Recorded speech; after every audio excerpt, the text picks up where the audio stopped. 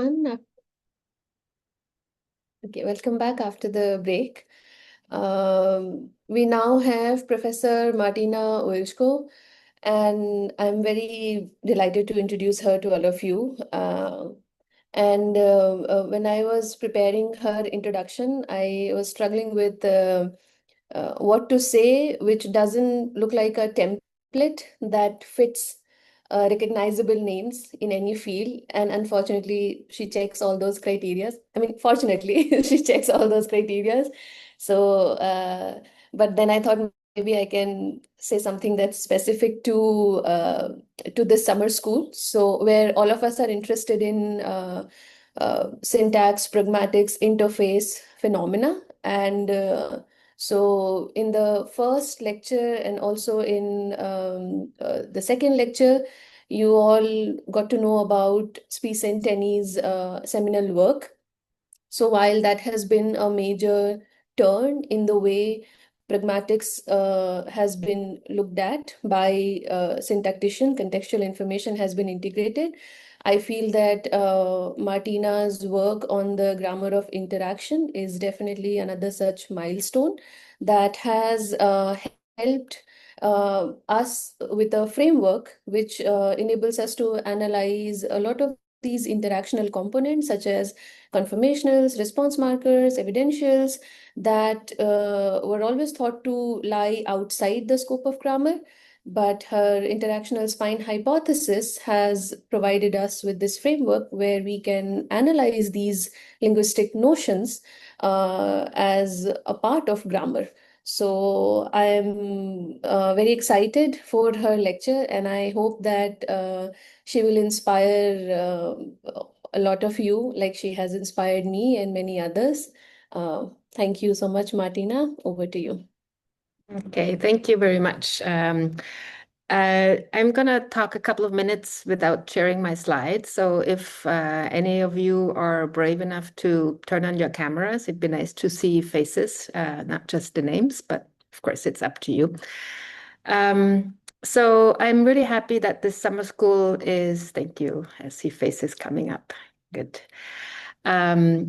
That this summer school is happening, and I'm really happy that there is so many of you participating, which really shows that there is a need for this and a real interest in the syntax discourse interface. Now, when I was a student, this would not have been possible, I think. When I was a student, I wrote my dissertation on extraposition in German, but I came to the conclusion that there was a lot of interaction with discourse, and the dissertation was actually called IDs in Syntax and Discourse. And then I was very ambitious. I wanted to develop a model for the syntax discourse interface after my dissertation. And I realized, no, I don't have the tools. I don't know how to do it.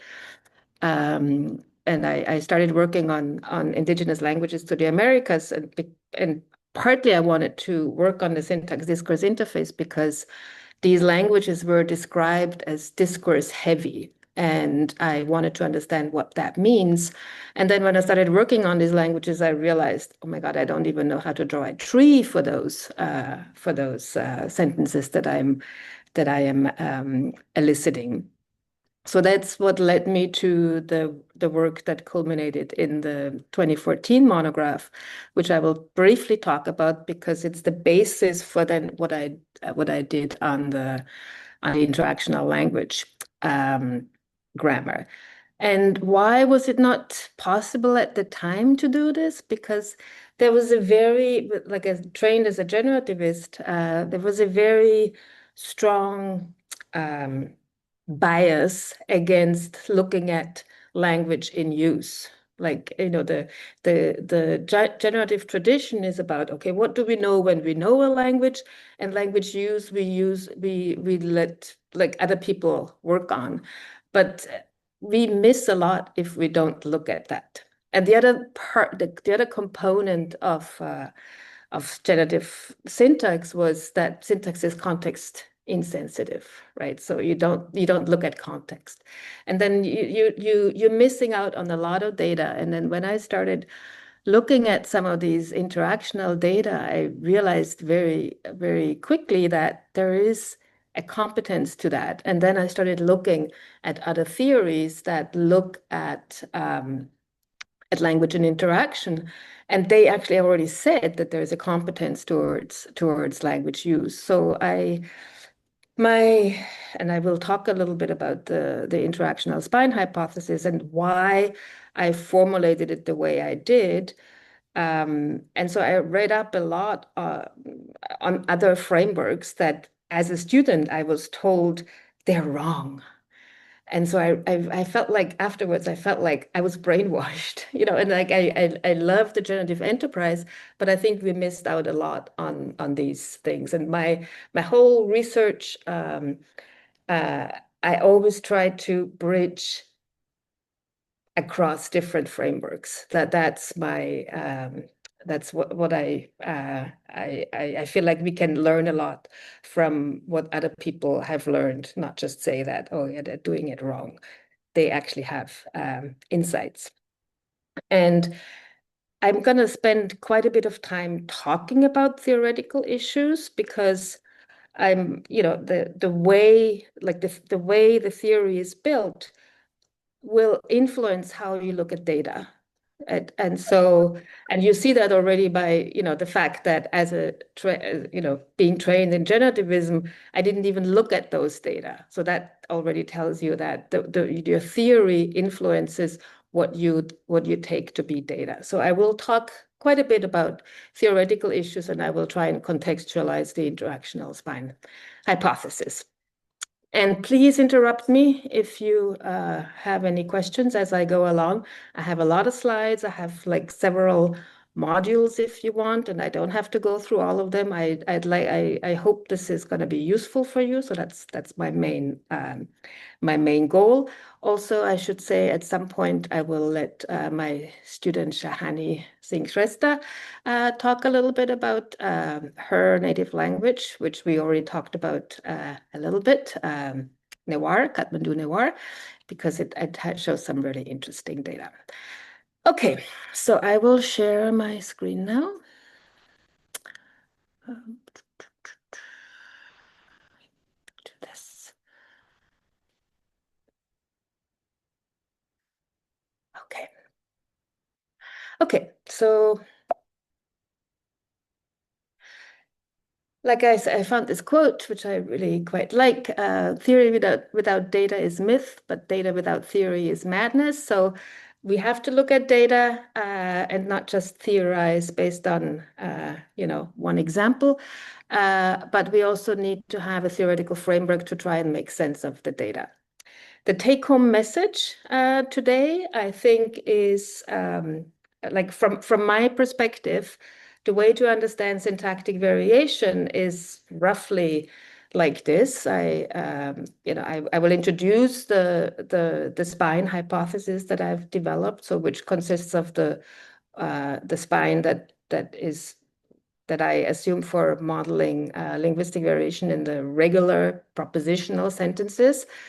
And then the interactional structure up at the top, at the treetops. And I think that, I should say, any phenomena that I have looked at over the past 30 years has kind of dissolved on me. So if you are familiar with my work on pronouns, for example, I wanted to understand what pronouns are, and very soon I realized a pronoun is not a natural class in the sense that different languages have different types of pronouns and they're categorically different. And anything that I've looked at turned out to be that way. So I've come to this belief that if you take, for example, plural, so as a pre-linguistic notion of plurality, whatever that is, and then you add that content onto the spine in different positions, and that's what it looks like languages can do, you come up with different ways of grammaticizing plural. So I think the spine grammaticizes pre-linguistic atoms and creates then linguistic atoms that sort of get rid of the real pre-linguistic content of the concept. So a quick example would be plural. If you ask somebody what does plural mean, they'll tell you more than one. If you look at English plural, it does not seem to mean more than one, because you can say 0 cats. So with 0, you have the plural marker. So there's something else going on. And so that same insight I want to use for politeness. And I think honorificity is also not a unified phenomenon. You can create it in different ways. And for the terminology, I'm going to use politeness roughly as a pragmatic notion, and honorificity as a cover term for grammatical expressions of politeness. But that's just a terminological convention that there's nothing very deep about it. So the goal of this particular strand of research would be to say, okay, we know that there is something called politeness, and we know that grammar can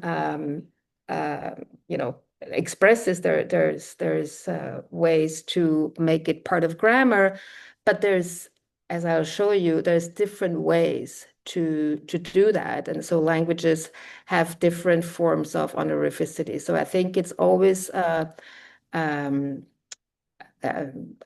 like dangerous is a strong word, but there is risks towards assuming that, okay, honorificity is a thing, and I'm going to investigate it in my language with assumptions that are based on another language. That might get you into trouble. Okay, so the way this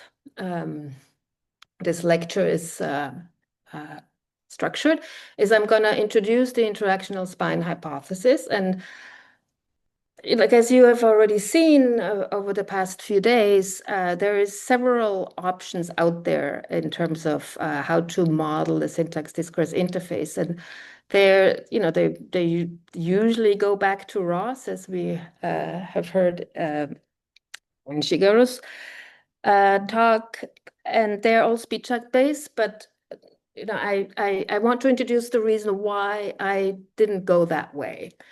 And so I will give you some background and motivation after I introduced what the core of the interactional spine hypothesis, having to do with how do we decide on the labels of our categories in the first place, why I think the speech act-based approach is not on the right track.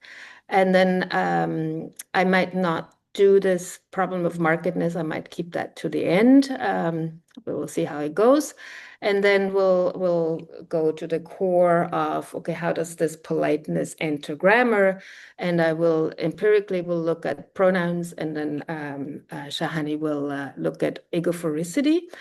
And then I'll introduce the interactional spine hypothesis as a research agenda, and some novel empirical domains that are made possible on the assumption that, yeah, it is actually useful to look at sentences in context. So the syntax pragmatics interface. Okay, so the interactional spine hypothesis. The key ingredients are this. So above the sentence, and I just abbreviate that as above the proposition, there's two what I call grounding layers: a speaker-oriented one and an addressee-oriented one, and the response layer. And let me introduce you how I got there. It was not a straightforward path. It was based on this contrast, the A versus Ha contrast, which was the observation was due to my now ex-husband, was Canadian, and he uses a lot of A. And so he one day came home and he said, they say that Ha is the American version of Canadian A, sentence final particles, but he says that's not true. It's not the case, namely because you can say Mary runs into this person, and she, like, this makes clear she's asking, do you know anything about John? She's asking her friend. It's like, no, I haven't seen him in a long time. So she runs into him, doesn't know that he has a dog, and she's like, oh, you have a new dog, eh? She can say that. She can also say, you have a new dog, huh? So both are okay. This looks like A and Ha are the same, just Canadian versus American.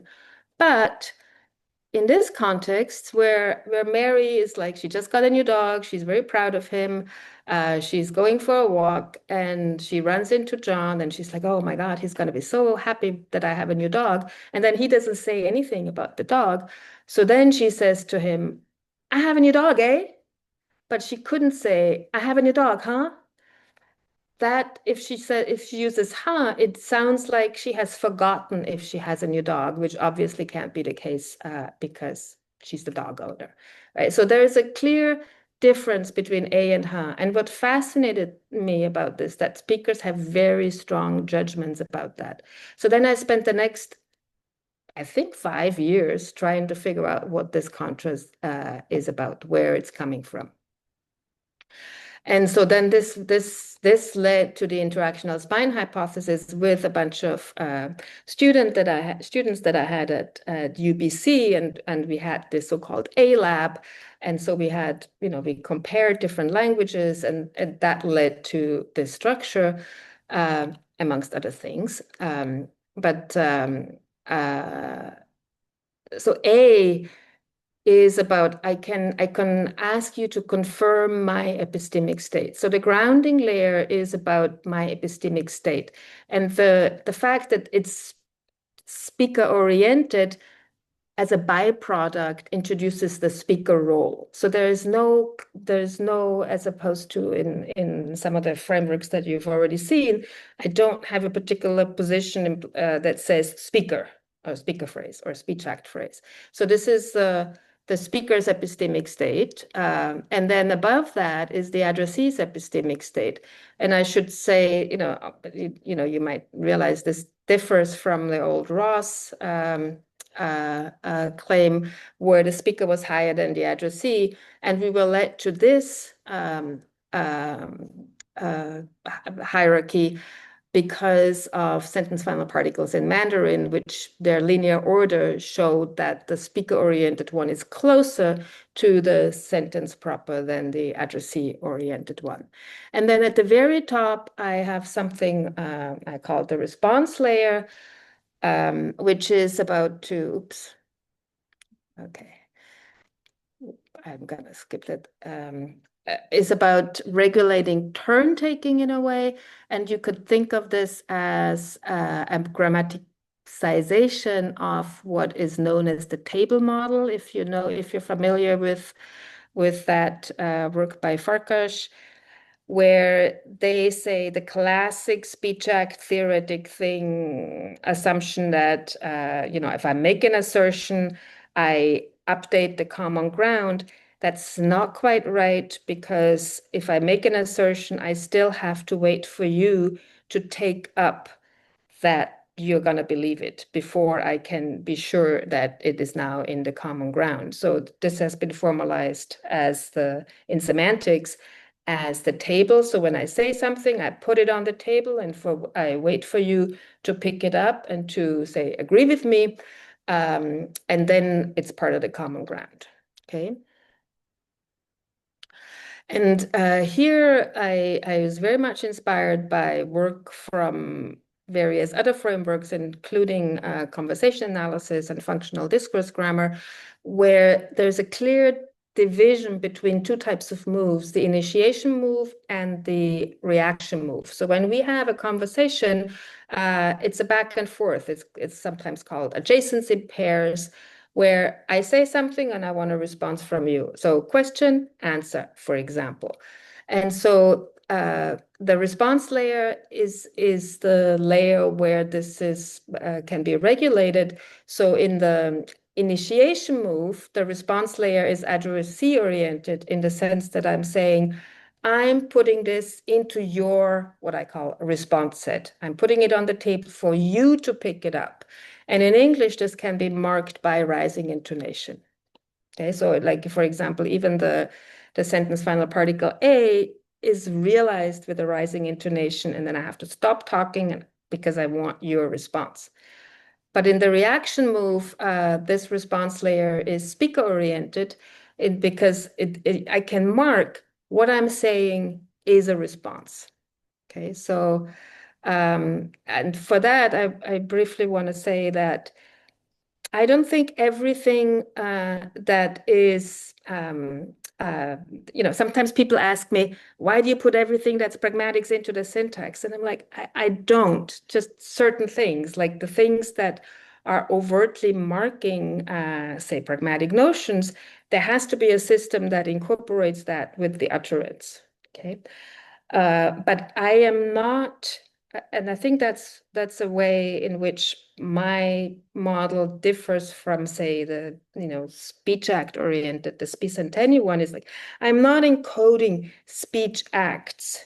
I think, um, and I don't have to say this is a response. So if I just say, okay, here is a question, like what's the weather like? And then you say it's very hot outside. I don't have to mark, I don't have to say, in a silent structure that it's hot outside is a response. But sometimes I have to mark that it's a response, and that sometimes it's is determined by what I call the normal course of a conversation.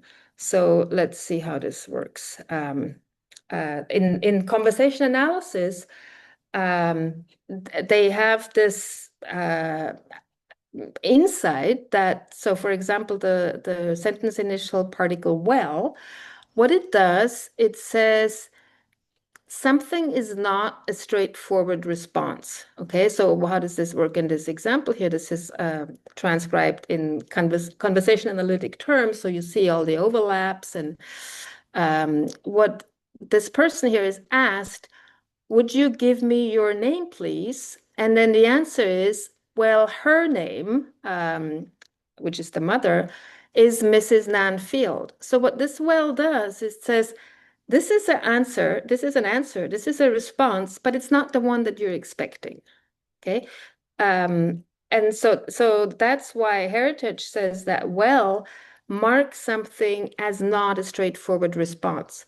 So the way I analyze this is to say that up here, in the interactional layer, we mark stuff that's not not expected as a normal course of a conversation. Okay, so well would say, this is a response.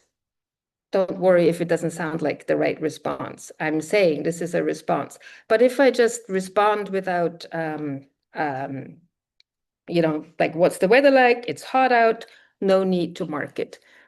And so this, brings us to a very interesting question. What counts as the normal course of a conversation? And this will be an important question also for politeness. Like what counts as the baseline? What is the normal course? And when do I have to start marking?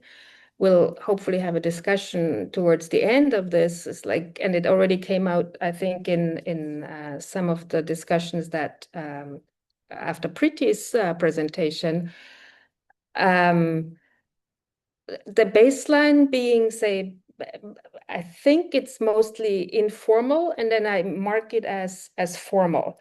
It could be the other way around too. So the question as to what counts as the unmarked conversation is an empirical question. And I took here some insights from Sachs, who came up with this idea that into the way we structure conversations, there's a built-in preference for agreement. So he says, and agreement as fast as possible. So he says, if you look at actual conversations, yeses are way more, they're preferred. And if there is a no, if you have to disagree with your interlocutor, there's a stalling. So if you think about, if you want to be polite and somebody asks you, and so it said, did you do that? Did you send me your email? And the expectation is the answer should be yes. But if you didn't do it, you're not gonna, if you want to be friendly, you're not gonna go no. You're going to say, well, actually, I didn't have a lot of time. So you're going to stall a little bit so you don't have to disagree. And by looking at, a lot of conversations, Sachs found that this is built into the way we think of as a natural conversation. It's just speakers have to do it that way, and marking happens when you depart from that. Okay, so that's why I think that the interactional structure is the domain of marking the departure from non-canonical conversation. Now, this is very different from, say, the Spicenteni Ross type approach, where speech acts are always marked for what they are, even if it's silent. But I want to capture the non-silence when we actually use markers and why. Okay. Okay, so the interactional spine hypothesis then is about regulating grounding, so building common ground, and tabling or turn taking through functional categories that are at the treetops, and it's inspired by conversation analysis and interactional linguistics. Okay, so this was the first part. Is there any questions up at this point?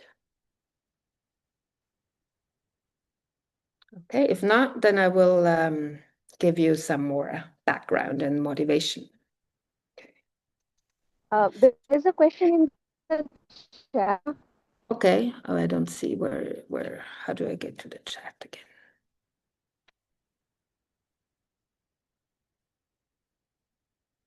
How do I get to the chat if I'm in full screen? I don't see it.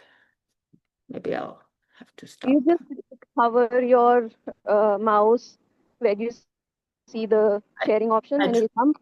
I can just read it. Okay, I just unshared, so here. Okay, do this higher discourse lasers to every. Okay, that's exactly what I okay. So can they be embedded? Again, this is an empirical question. The response layer, definitely, that's a real root phenomenon. It can only be up there because I think it has to do with the fact that it is about turn taking. So if I ask you to respond, I better stop talking. It cannot be embedded. As for the grounding layers, there is some interesting work by, say, Rebecca Woods, who argues that some of this stuff, she uses different labels, but it's similar ideas, can be embedded, and it's a way to model logophoricity. But I have personally never worked on like the sentence final particles that I looked at, they cannot be embedded, but that might have to do partly because they encode both the grounding and the responding, because they come with the intonation to ask for a response. So it's an empirical question. Their allocative agreement can be embedded. So I would expect, based on what I know from other people's works, that the grounding layers can be embedded under certain circumstances under, say, verbs of saying. But there has to be, just like, if you look at Susanne Wurmbrand's work on the size of embedded clauses, some verbs require infinitives, and you can get more and more structure. And I think some contexts allow for at least the grounding layers. What I'm absolutely sure is that the response layer cannot be embedded, but the grounding layers, I suspect that they can be embedded under some, in restricted context. Okay, but it's an empirical question, and again, it needs to be, tested on a language-specific basis.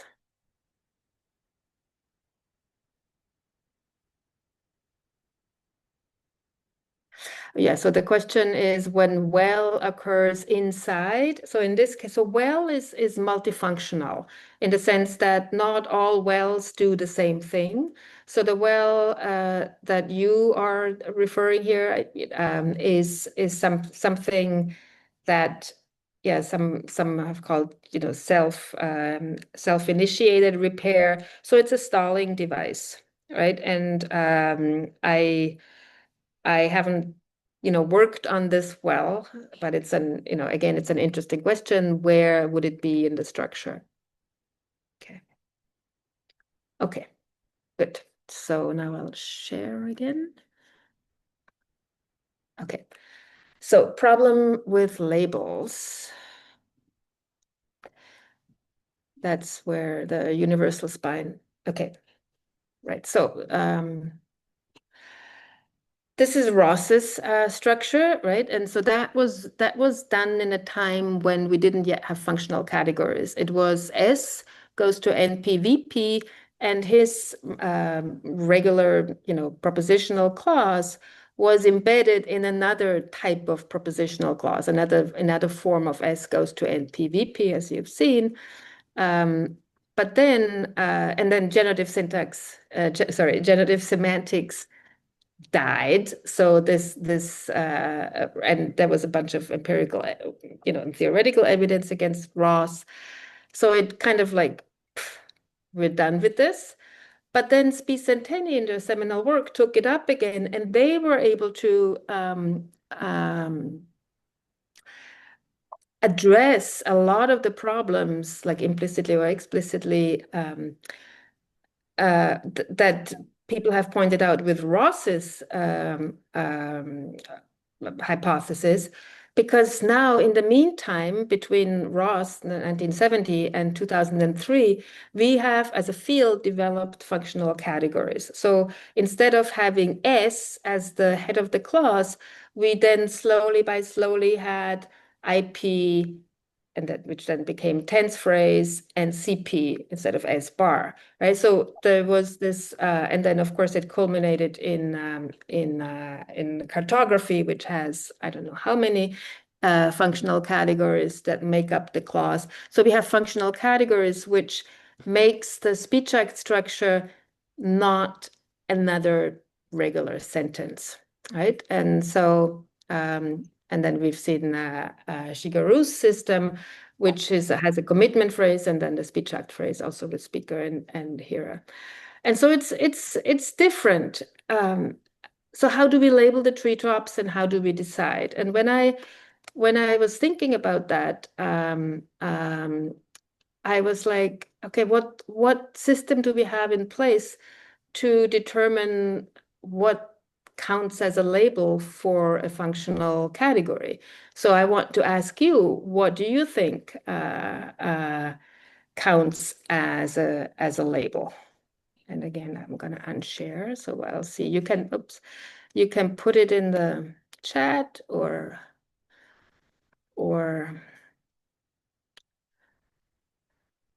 raise your hand. So what determines the label of, like, why do we have tense phrase and why do we have CP?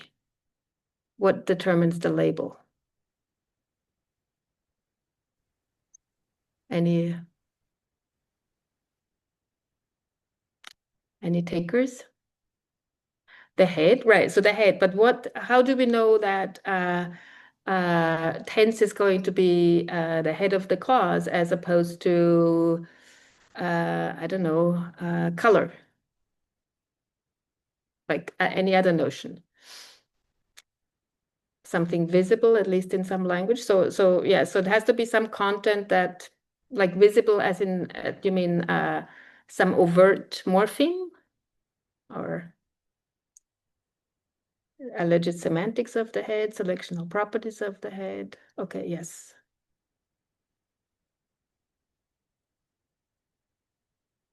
Abstract grammatical meaning, right. The core function grammaticalized by the unit. Yeah, so we all have this intuition that, okay, once we see a head, we know that it is a head. But what determines the labels that linguists have used? So there's like, when we started functional categories, we had, say, IP for info. And the reason for that was that there was like the agreement that, so I don't know whether you can see this. I have a Blackboard here. So NP-VP, and then there was this auxiliary that carried, and this position, or on the verb, but this position also carried tense and inflection in English, right? And then people, when people realize that usually phrases are endocentric in the sense that any NP requires an N head, any VP requires a V head, right? What head is there that determines that it's S? There is no S head. So then people realized, oh, the auxiliary sort of functions like the head, and if there is no auxiliary, it's the inflection and the tense. So that's how info came to be about. Okay, so it was Lisa Travis and then Chomsky said, okay, let's say info is the head of the class, and then the same for C, the what used to be S bar. Oops. Right. Martina, may we ask you to share your screen again, please? Because yeah, we don't see your slides. I don't have slides right now. I'm just putting on the Blackboard. So if you look at my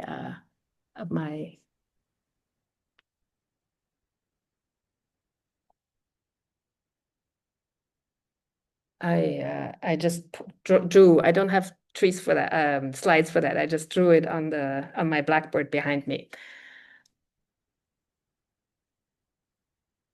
Okay. What was I? Right.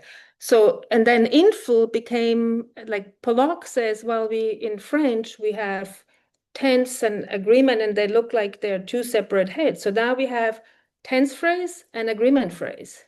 So what's the difference between, like, what does tense as a label and agreement as a label have in common? Well, that, there's morphemes that do it.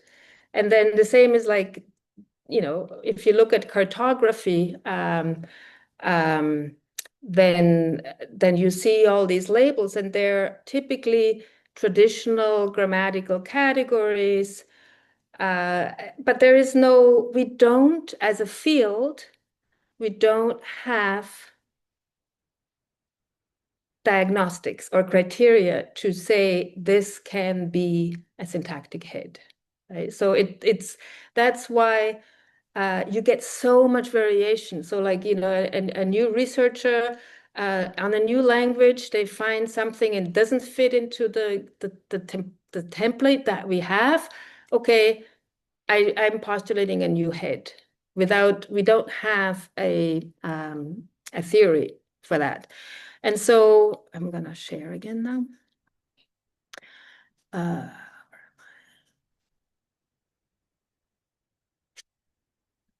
Oh, I do have. I did have a slide for that. So S, this is what I just said, right? So S was NP-VP, and then Ox had all these like features there. And then generalized X-bar theory said, okay, let's say info is the head of the class. Okay.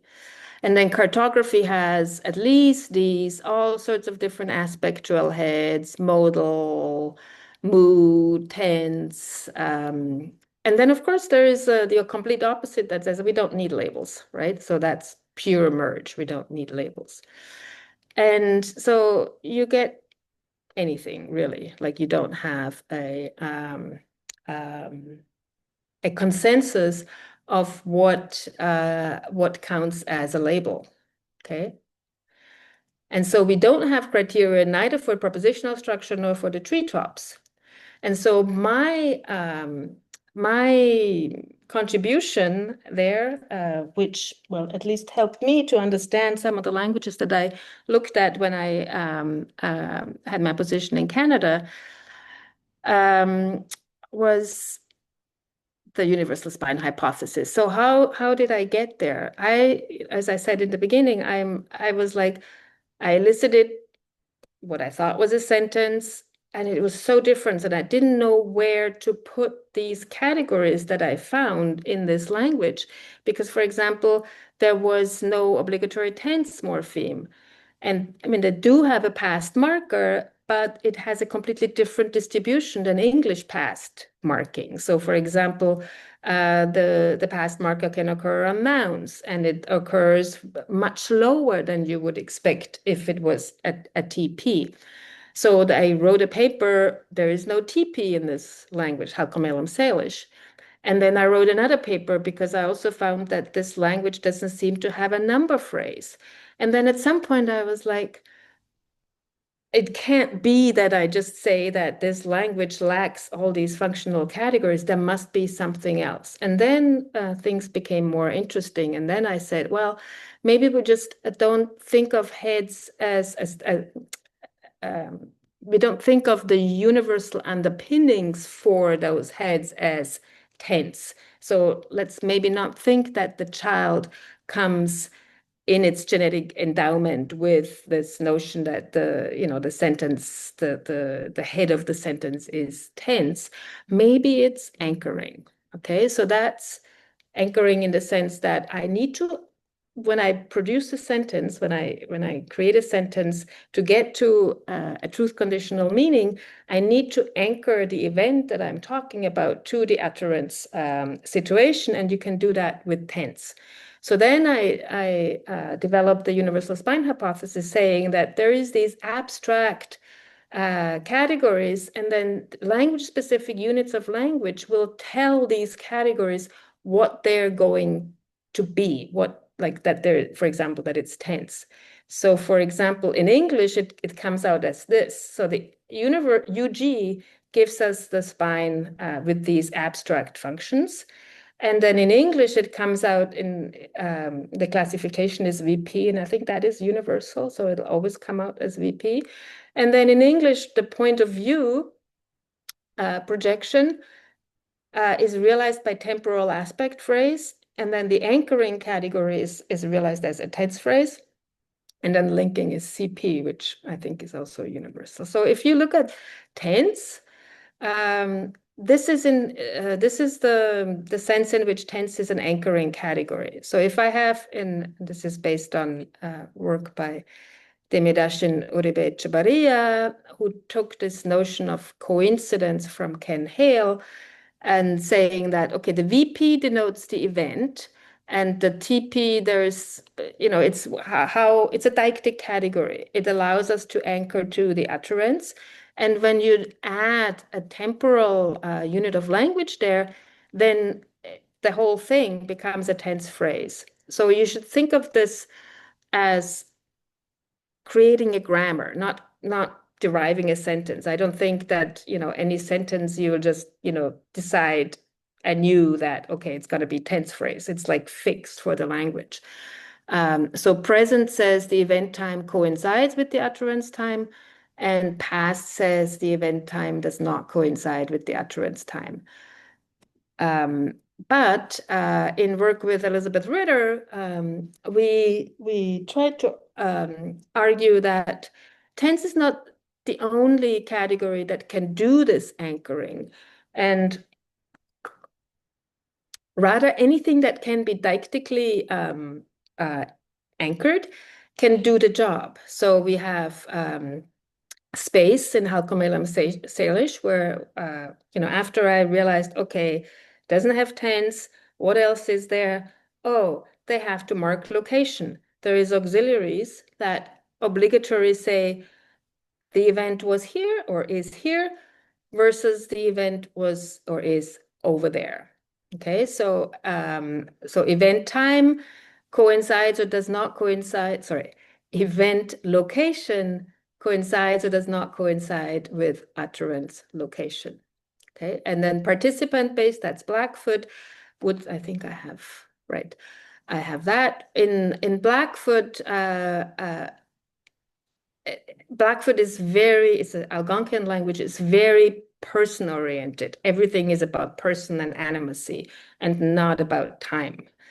And so there is an obligatory marker that will say that, and it's exactly in that templatic position where you'd expect info or tense to occur, like in the functional domain. And it says the event participant coincides with the utterant participant, so it's either first or second person, And if it's a third person, then you're saying the event participant does not coincide with the utterance participant. So there is these, specific markers for that. So Blackfoot is a participant-based language. And what is striking then, if you look at the grammar of Blackfoot, the anchoring category, like if it's person-based, then everything else has to be also, be construed in different ways. So point of view is not temporal aspect, it's participant-based aspect. And I don't have time to go into it. And also verb classes are not divided based on, say, telicity, which would be a temporal notion, but they're divided based on animacy of the participants. So the whole grammar is pervaded by this concept of the person, event participant. Okay. Okay, I'm gonna skip this. Okay, now I'm going to talk about this, and then Shahani will later talk about how egophoricity relates to formality. So in this, you've seen already by in the presentation, actually in two presentations on the first day, that in Kathmandu Newar, you have this category called egophoricity, and it distinguishes between, so in a declarative, the first person is marked as egophoric, and then this is a typo, I guess, Shahani. But in the interrogative, the first person is non-egophoric. But in the interrogative, the second person is egophoric, and this should be non-egophoric. So and the third person is always non-egophoric for in the declarative and in the interrogative, right? So it is about the access to the seat of knowledge. Okay. Shahani, right? This should be non-ego here. Yeah, sorry, that's a typo, yeah. So it's about seat of knowledge. And so the way Shahani and I, in a recent, talk, and now we're writing it up as a paper, we tried to argue that egophoricity is actually the head of the clause. So instead of TP, there is and just by the lack of a better term, ego phrase in the sense of egophoricity phrase, right? And so rather than, like in Blackfoot, we've seen that it's the utterance participant as a whole. In an egophoric system, it seems to be the utterance participant's mind that you're anchoring to. So does the event participant mind coincide with the utterance participant mind? So it would be the egophoric marking would be plus, and the non-egophoric marking would be minus coincidence. Okay. And past is just an adjoined feature to this thing. It's incorporated with the egophoricity, but it's not the head itself. And this proposal makes sense of a bunch of properties of Kathmandu Newar that would otherwise be somewhat unexpected. So, for example, this egophoric marking behaves like the head of the clause. It's like has to be there, except in some contexts that Shahani will talk about. So it looks like the equivalent of tense in the sense that in English, tense has to be marked. There can be some contexts where egophoricity is absent, what Shahani calls zero ego marking. And that is sort of the infinitival effect of Kathmandu Newar. Like in English, not every clause has to have tense. Infinitival clauses lack tense. And this is where the formality comes in, as Shahani will show. As you may know, in a tense language, we can have sequence of tense effects in the sense that the embedded tense can be dependent on the matrix tense. And this is what might be going on in what I think Shigeru was talking about when he talked about the embedded egophoric marking marks that you have conjunct, you have the same subject marking. So there seems to be a sequence of egophoricity effects, and also the verb classes of Noir seem to be organized around cognitive structure of events.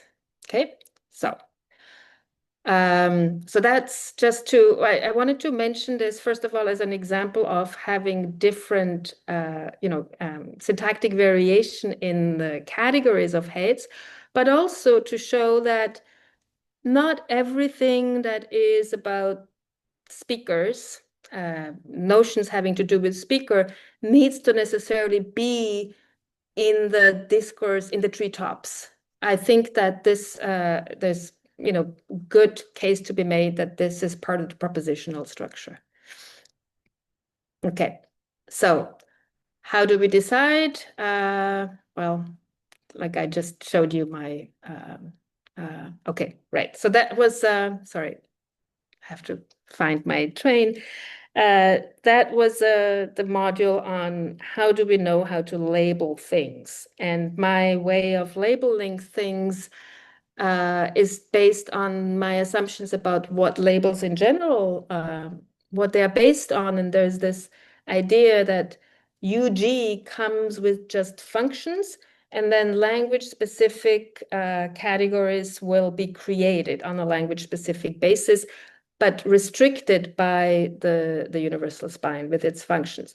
And so what I wanted to get, or what I wanted to understand for the interactional, for the treetops, was what are the functions that play a role up there, namely for the linguistic elements, the units of language that are realized up there, what functions do they usually carry? And so it was partly inspired by the data, like the empirical phenomena that I looked at, like the sentence final particles, for example. But also I looked at frameworks that deal with interaction. And what I found across all these frameworks, conversation analysis, functional discourse grammar, interactional linguistics, is that it was all about grounding and turn taking. And so I was encouraged to put that into the spine. Okay. Okay. Any questions at this point? See, nothing happens if I hover at the bottom. Oh, up there. Up there. How do we get past future distinction with the minus coin feature? Sorry, I just saw that now. Future is generally acknowledged, well, in many languages anyways, to be a modal, right? So there's more stuff going on than just anchoring. I have another paper, but it would get too long. If a language is purely future, non-future oriented, then something else is going on. But most languages, the future is modal, so there's more, there's more. And I have never worked on modality. I can't really show you. Katja. Yeah, hi. I have I think, very basic question. So to me, it's not quite clear, or I haven't yet understood, I think, what you mean exactly by anchoring. So anchoring. Is it just making a link, or is it some kind of syntactic operation, or what do you mean by that? Yeah, sorry for that. See, that's what happens when you work on something for so long that you don't realize anymore that it's a term. So anchoring is a classic term that has been used for like tense, and it just is, you can think of it as deixis, right? It's anchoring to the deictic context, right? So when you're creating a sentence, right? So you start with the verb phrase, walk the dog. And you can add a perspective, but let's leave that aside. And so how do we know if I say walk the dog, if that's true?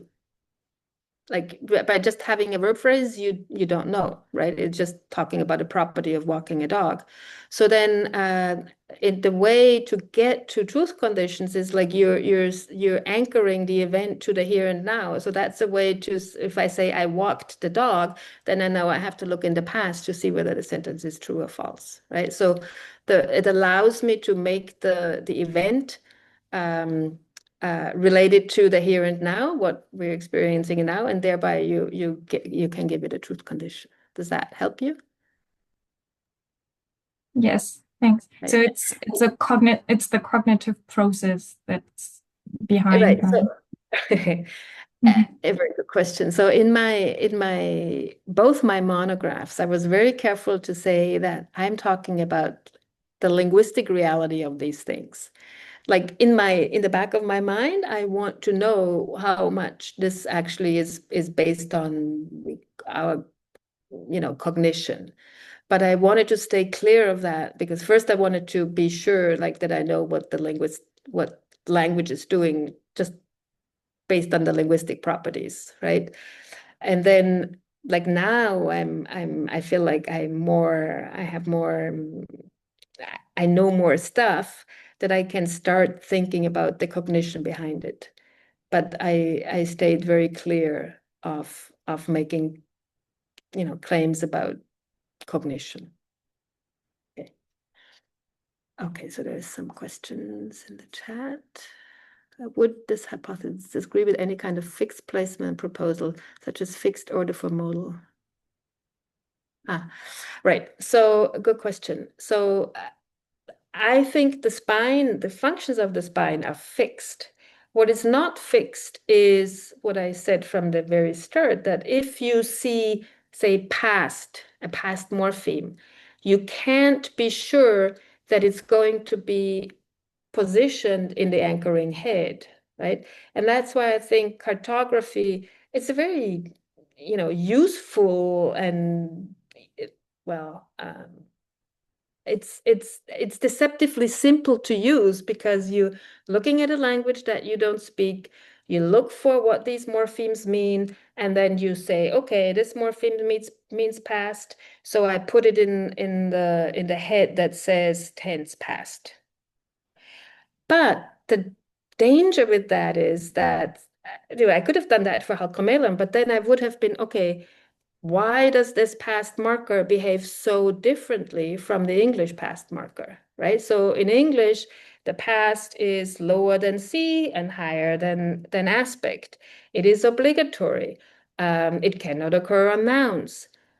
In halkomelem, it's very different. So then all of a sudden, this past marker has a different distribution than it has in English. But if syntax is a way to understand the distribution of units of language, then we get into trouble. And I often say this, but when I teach intro to linguistics, I teach the students, okay, they probably taught you in school a noun is something that refers to a person, place, or thing, and the verb is something that refers to an event or an action. And then we tell them, but that's wrong because, take even the noun action or the noun event, right? So and then we teach them to figure out what is a noun and a verb, you have to look at syntactic and morphological distributional evidence where these things are. Like a noun is something that can follow a determiner and so forth. And then we turn around and for the functional categories, we would go by meaning. And I think that's wrong. So we can't just be sure that anytime we see a tense morpheme, it is actually a tense head. We have to also look at the distribution and see whether it makes sense. Like, you'd expect it to be in this particular domain that is above aspect and below CP, for example. Okay, how many language-specific functions can be realized within the framework? That's an empirical question. So for the anchoring category, for example, I so far have, well, now with Kathmandu, I have 5 different ones. So it's temporal, it can be participant-based, it can be location-based, It can be, in my dialect of Upper Austrian German, I think it's world-based. And in Kathmandu, Newar, it is participant mind-based. But it's an empirical question, and I can't tell you. Yusuf, do tree jobs treat only grammaticalized grammatical meaning, or is it possible to also take into account non-grammaticalized meaning, say for example, a language that has evidentials and another that can still be said to express evidentially, but in some other way? Right. Yes. So this is the key question. Like in my 2014 monograph, I argued, I tried to develop some what I call discovery procedures and diagnostics, where I say, if you have a morpheme, the first thing you want to know, is it a head or is it a modifier? And I have some criteria for that. And then the next thing I want to know is, where in the tree is it? Like once I know, is it a head or a modifier, then I want to know, is it above or below certain, fixed points? And that's why,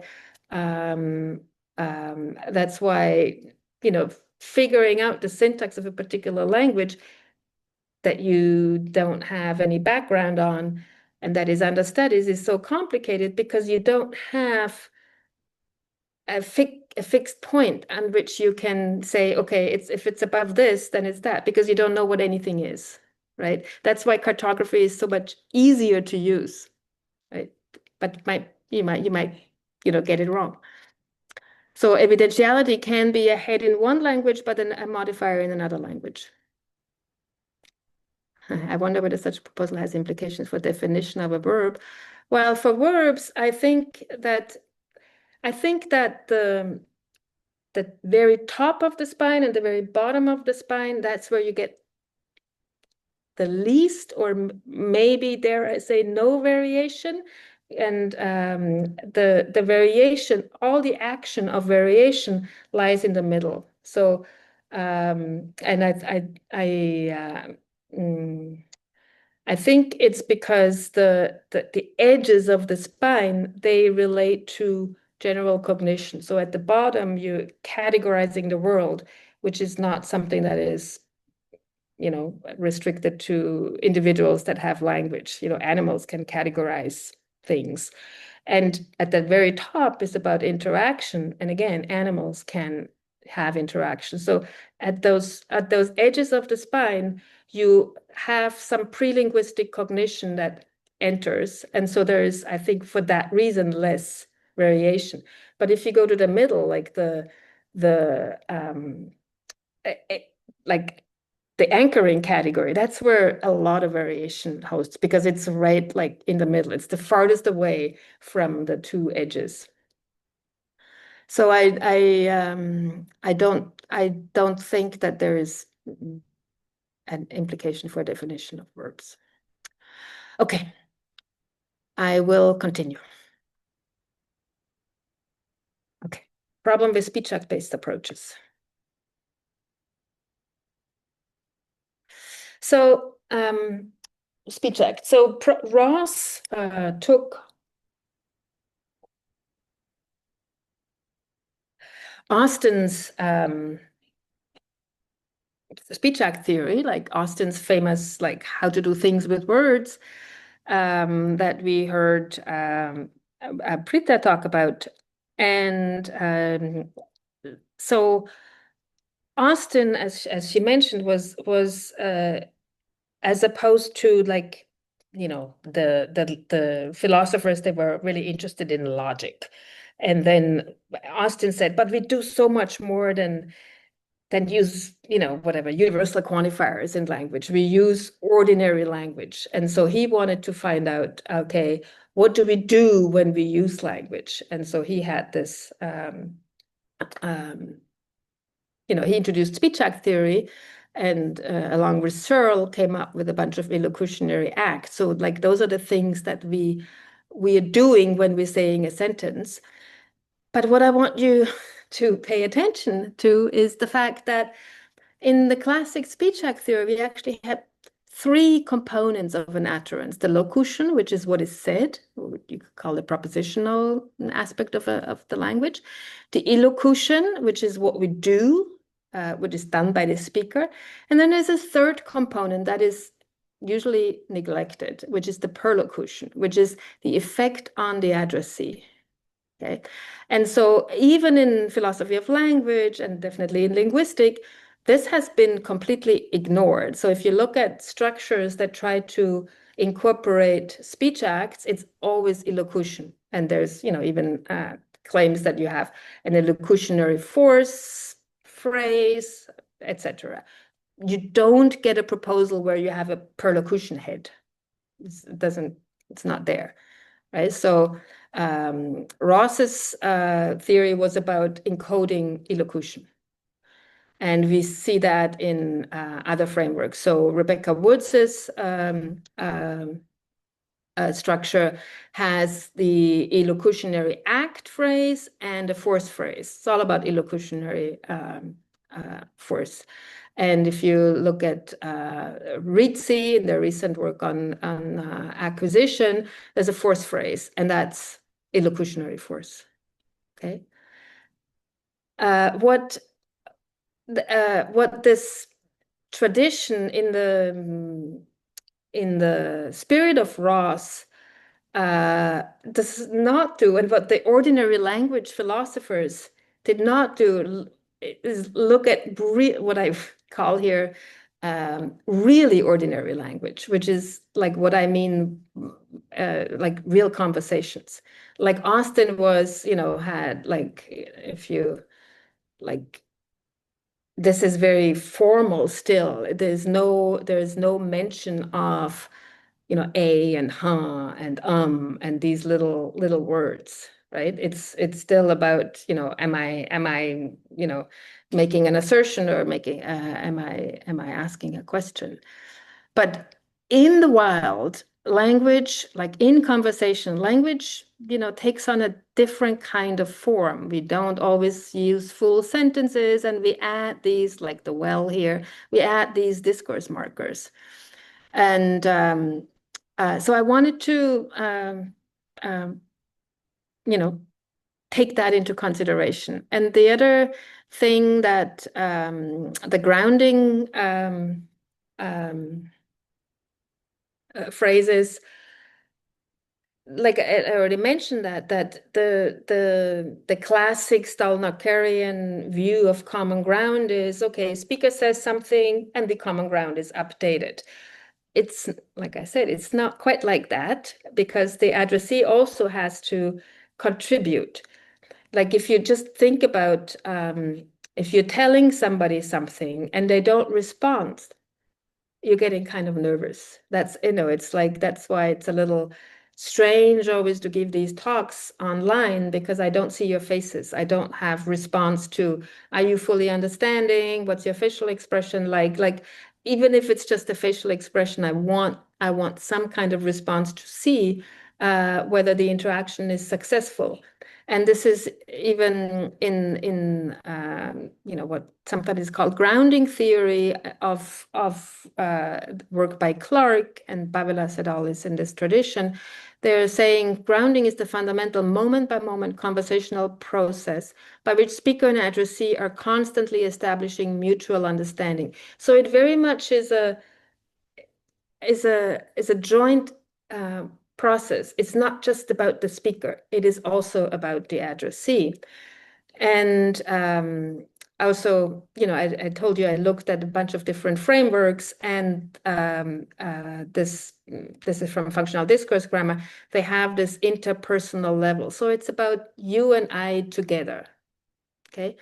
And then there is a general shift towards looking at, the construction of meaning that goes beyond just looking at what the speaker alone is doing. So this is, I'm just, plugging this little paper that I'm part of, headed by Mark Dingeman. So, might want to have a look at that.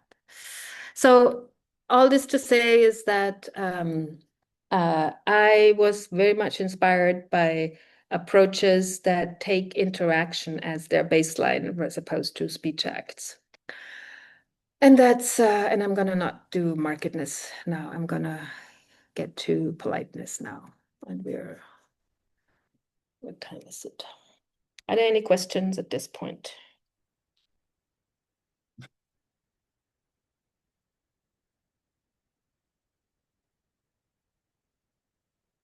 Oh, okay.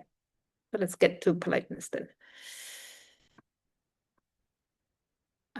So what is politeness? We've seen this already a couple of times. And how does politeness get into the grammar? Okay. So politeness is argued by some to be universal social norm, and some formulate it or model it as having to do with face, where face is the social. Here is the definition: an image of self delineated in terms of approved societal attributes, albeit an image that others might share. And there's the negative face. We've already seen it. I'm just reminding you, which is basically saying, I don't want you to impose on me. So, don't tell me what to do. And a lot of politeness strategies in English are meant to mitigate these face-threatening acts. So if I request something of you, if I want you to open the window, it's an imposition. And because of this negative face assumption, you don't want me to impose on you. You want to be free, do whatever you want. And so I try and mitigate that by formulating it not as a direct command, open the window, but I say, could you please open the window, more polite, or I use an indirect speech act. Okay, so, and I should also say, if you take it to its very core, then every utterance is an imposition, because even if I tell you it's hot here in Barcelona, I am trying to change your mind. That's an imposition, right? So that's why sometimes if you look at descriptions of sentence final particles, they are said to be softening, right? So they're supposed to be, it sounds like often it's the Mandarin particle descriptions that are like, they're like these are ways to soften the blow to, I'm not just shoving my information down your throat. I am, I'm being a little more polite in this way. And then there's positive face, which is like, you want to be respected, you want to be liked. Okay, and then as we have seen earlier today with in Priti's presentation, there's three major sociocultural variables that are recognized. One is distance, power, and rank of imposition. And crucially, in the generative tradition, when people think about politeness in grammar, for example, Portner et al.'s work that I think Shigeru was referring to, it's about distance or familiarity, and it's about power, so social status. But rank of imposition is not taken into consideration but we'll see some examples where it plays a role. Okay, but you can think of face as a form of perlocution, right? So face, like the way we deal with face-threatening acts is about, okay, how would this affect the addressee, and what can I do that they are not affected in a negative way? So in a way, face is a form of perlocution. Okay, so then how does face enter grammar? That is something that Prita also asked about. And does face enter syntax? And so I want to do one more very general question, is like, how does anything enter syntax? So it's another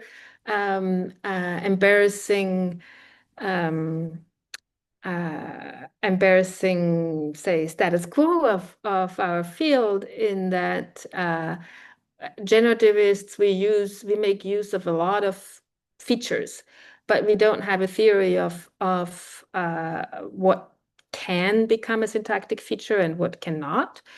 And we also don't know how it, why are these things like number, gender, person, time. Why can they become syntactic features, but other things cannot, right? And so I just want to tell you about my favorite proposal. When I first read it, I was like, this is crazy.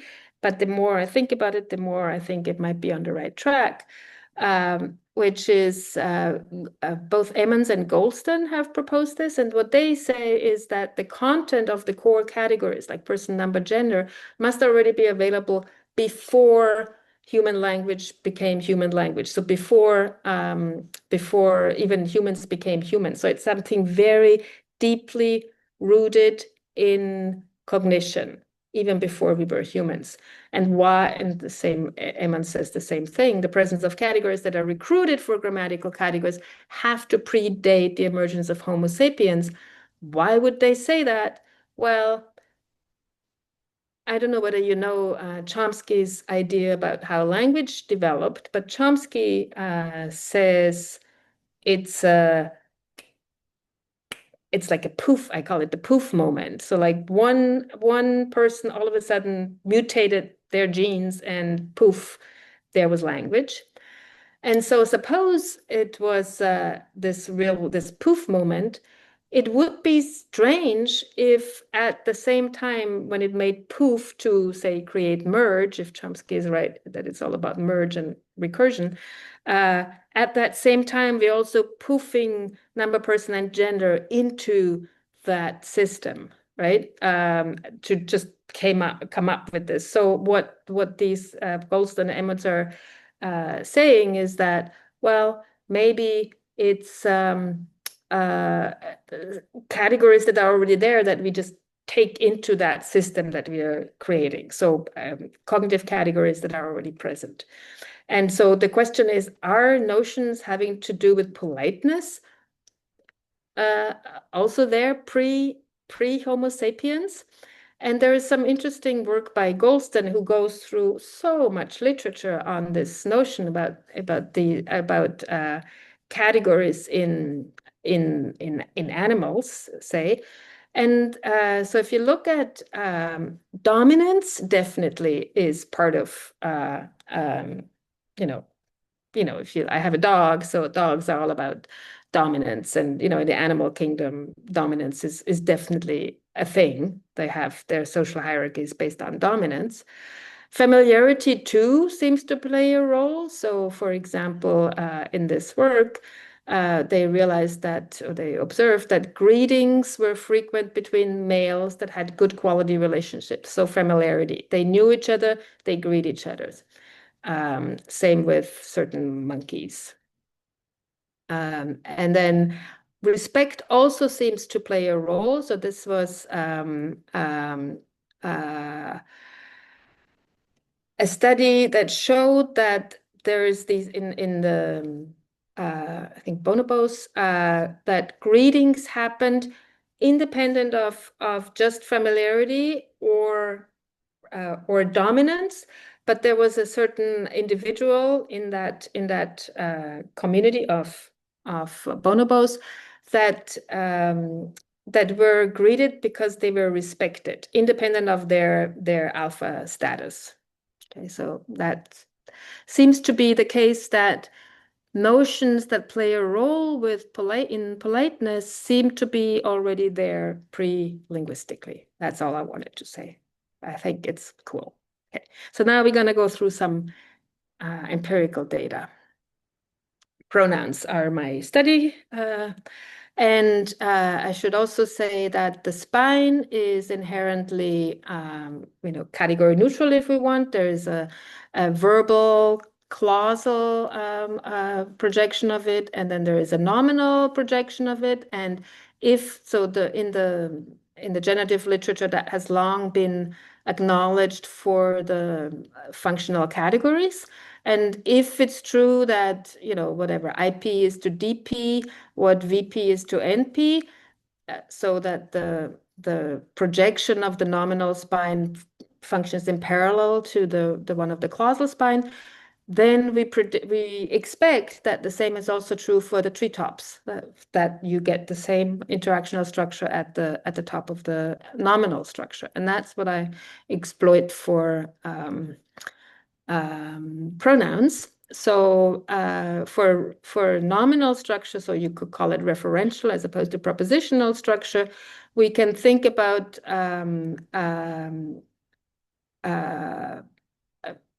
this as, okay, when we talk about the clausal interactional structure, we talk about, okay, do I know this proposition already? Do I think you know this proposition already?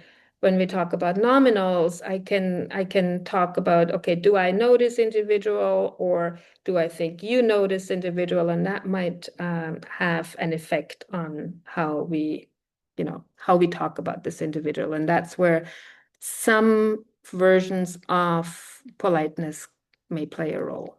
Okay, but what this allows now is that you can have several domains of honorificity. You can have honorificity in the clausal structure, and you can have honorificity in the nominal structure, and you can have it at different, positions in the spine. And so that allows you for, like we already saw a bunch of times, that it's not just that you mark honorificity in one point and that determines how polite a particular utterance is. You can, like in Roberta's presentation, you saw that you combine different things of marking the politeness, and you get like an overall politeness measure, right? So it's almost like a compositionality of politeness, depending on where and how many times you're putting in the politeness structure.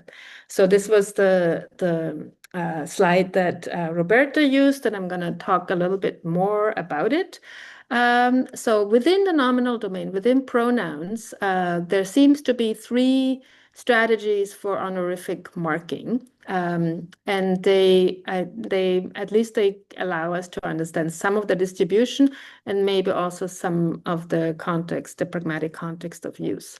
So Matley, that's what Priti was talking about. It looks like, and I'm not gonna, you heard her talk, and what she showed in her dissertation, in her work, is that in Matley, honorificity behaves like a 5-feature. When I first met Priti, she told me that, and I'm like, oh, how can that be? How can honorificity be a 5-feature? And then she convinced me, it was very clear based on the data, that it looks like just a regular syntactic feature, because it has all these, it's part of the paradigm, and it participates in agreement. And so you have, oops, I didn't want to do this here. You have, it's a 5-feature, and ignore the rest of the slide. I wanted to get to the phi one, and then maybe we'll get back to it. So the 2-Ru distinction that we also talked about, I want to say that, well, based on work with Betsy Ritter, is that it starts off as a regular, like, number person 5-feature, and then it gets recycled in the interactional structure, and there it's interpreted in a particular way. And I want to give you insight, or like an idea of how grounding might be what's important here.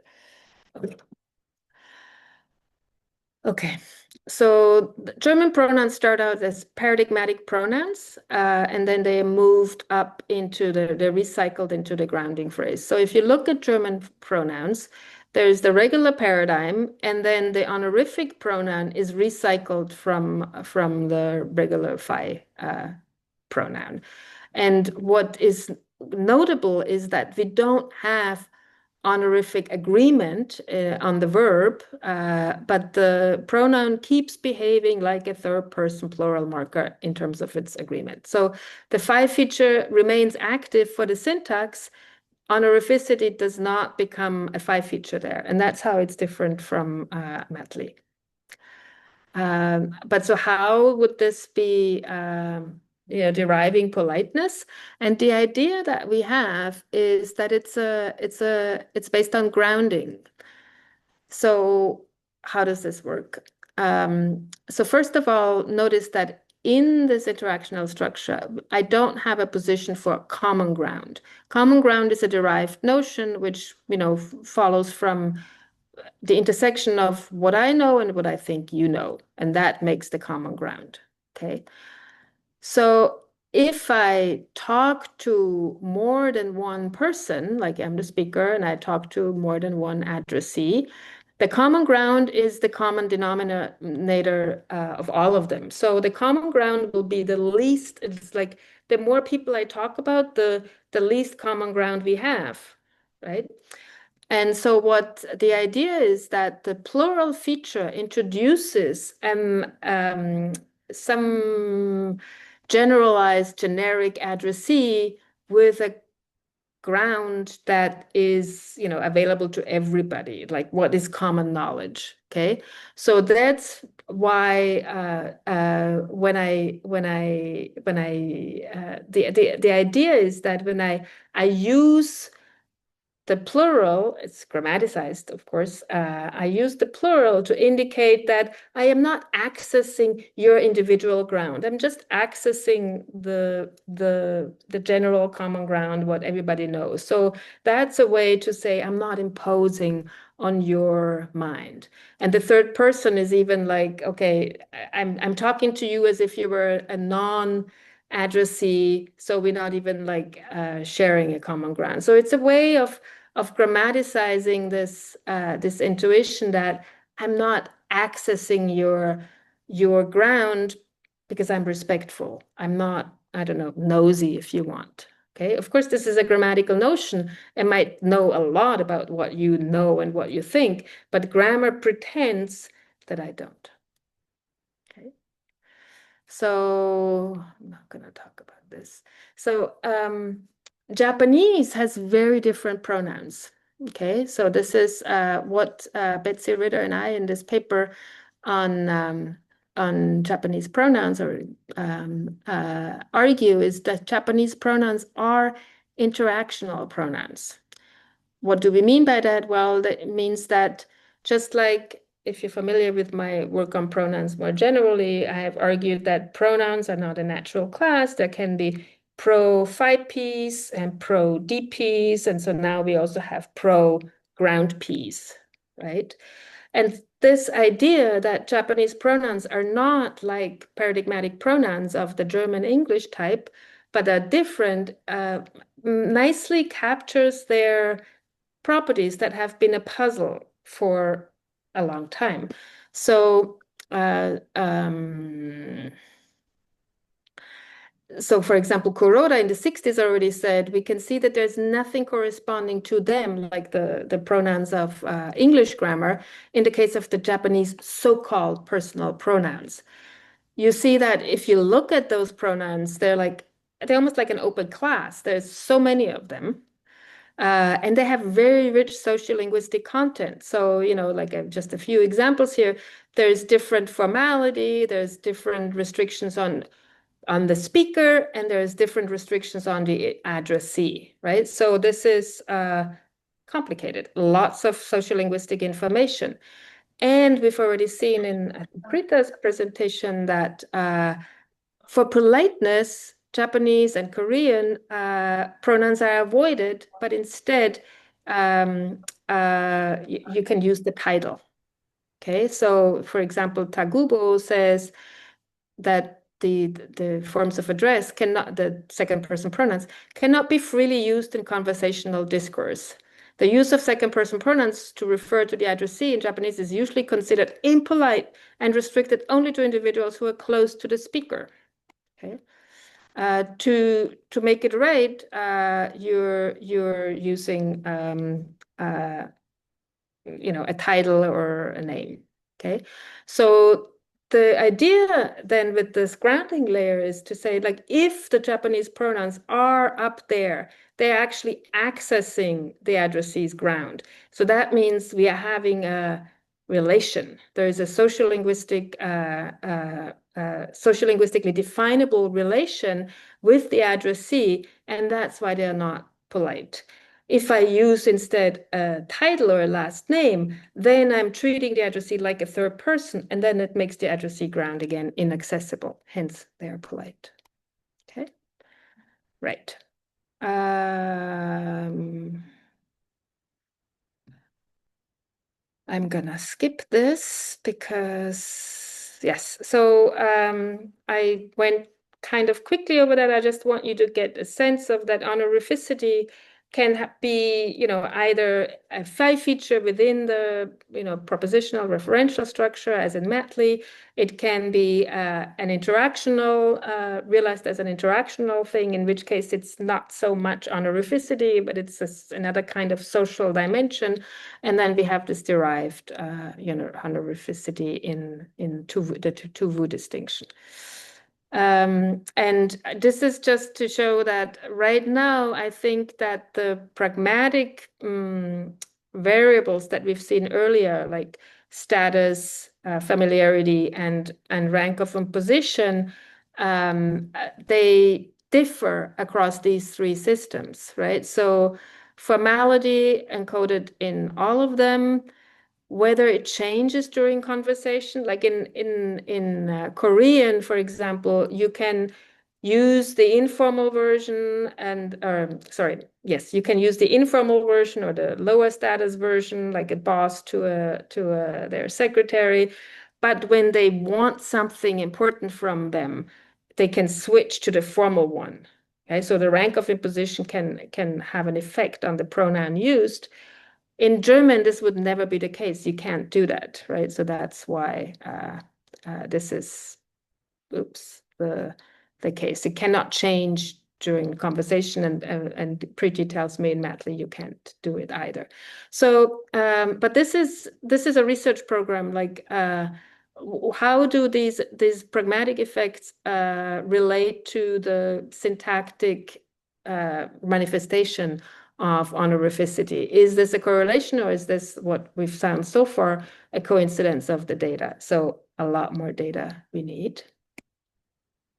Okay. And now there's also other strategies to avoid imposition, to avoid saying, I'm going to be, adding to your ground, and, or I'm going to accessing your ground. And that's what Roberta talked about. And I want to skip this. And now we're going to go to Shahani is going to tell you about formality and egophoricity in a few minutes. Are you there, Shahani? Yes. You have to unmute yourself. Yes, hello. Yes, I am going to share my screen and expand this. You see this, right? Okay.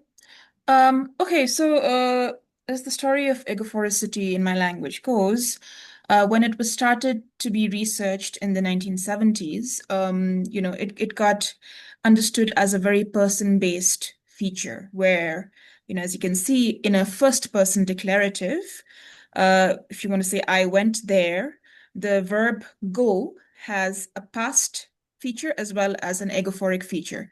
And what egophoric here really means is that like I know I went there, like I have the first person evidence that I went there.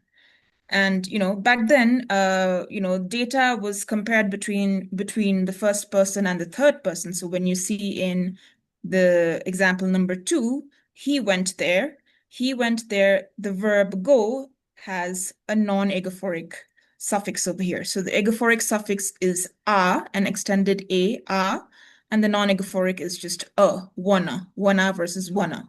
So egophoricity started as being understood as a person-based feature in the early years of its investigation. And then later, another linguist came in and started investigating it in different types of clauses. So then he started looking at interrogatives versus declaratives. And what he saw was that, the same suffix that was used in the first person declarative was also seen in a second person interrogative. Then he started, trying to understand what was going on over here. first person declarative agophoric, second person interrogative agophoric, but the third person clauses, both declarative and interrogative, being non-ego, he kind of theorized that agophoricity is a lot about epistemic authority in the person with access to the will or intention for an action. And so in a first person declarative, typically the first person will have access to their own will or intention to, for example, go somewhere. And in a second person interrogative, you're giving the addressee the authority to answer for themselves on their will or intention to go somewhere, right? So then he theorized that, okay, agophoricity is about epistemic authority on the will or intention for an action. And he also said it is also about the involvement of at least one speech act participant in the event. So in an interaction such as, did you go there? I went there. Both the it's at least one of the speech act participants, which is the addressee that is involved in the event within the interaction, right? Whereas when you talk about a third person, neither the speaker nor the addressee are involved in a third person going somewhere. And so, you have the non-agophoric feature over here. So apart from epistemic authority, he thought even involvement was a key, component in the formation of this grammatical category, of this grammatical feature. And then the third thing that he also said was it is also about privileged access. And what he meant by the concept of privileged access is access to the ontological subjectivity of the inner state of a speech act participant. So when in a verb like go, and when you say I went there, you're the person with the innermost knowledge of that event, right? Whereas if you ask somebody if a third person went there, you change the agophoric to the non-agophoric because you do not have direct access to the inner state of the third person that you're trying to find out what that person did. So then, considering these three traits, agophoricity became very confused with, not confused, but it started to get conflated with the category of evidentiality. And so when I started looking at the data as a native speaker, I saw that most of these examples, they kind of existed as data in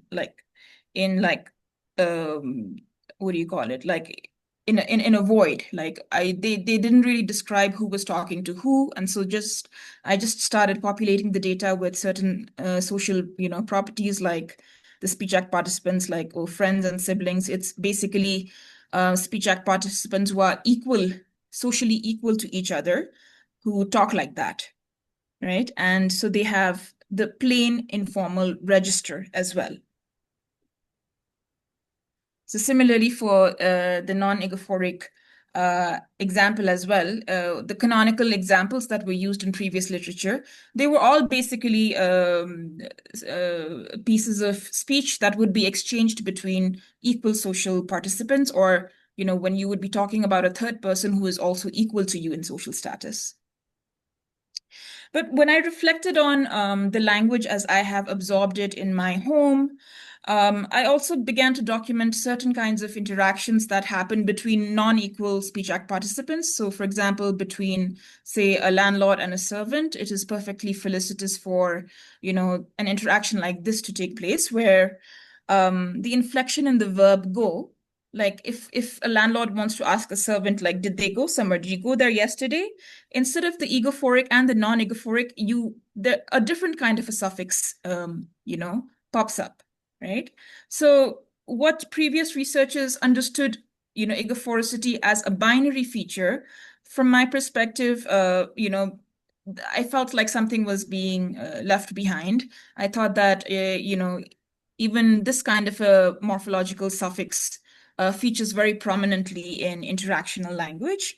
And so as I reflected on it, I saw that, between non-equal speech act participants, the register is informal, but it's patronizing. So you have a kind of a nuanced kind of, tone or informality or register that kind of features in this kind of an interaction. And so, speaking about distance and, all of these things that we've been discussing throughout this workshop, when in Kathmandu Newar, when we switch from the conventional egophoric suffix wana, marked in red over here, to the third kind of suffix that I started documenting for the first paper in my PhD over here, I realized that there is a distinct reduction of status and also in other contexts, distance. So previously, I showed you an example between a landlord and a servant, but also when, for example, childhood friends talk to each other, it is perfectly felicitous to use this suffix again.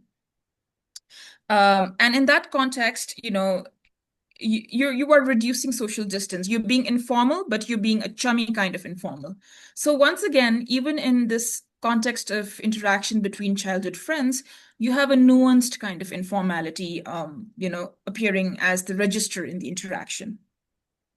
Then in the lower example over here, what is happening is the pronoun cha, this is an informal pronoun cha between either equal speech act participants or between non-equal ones, such as a landlord and a servant.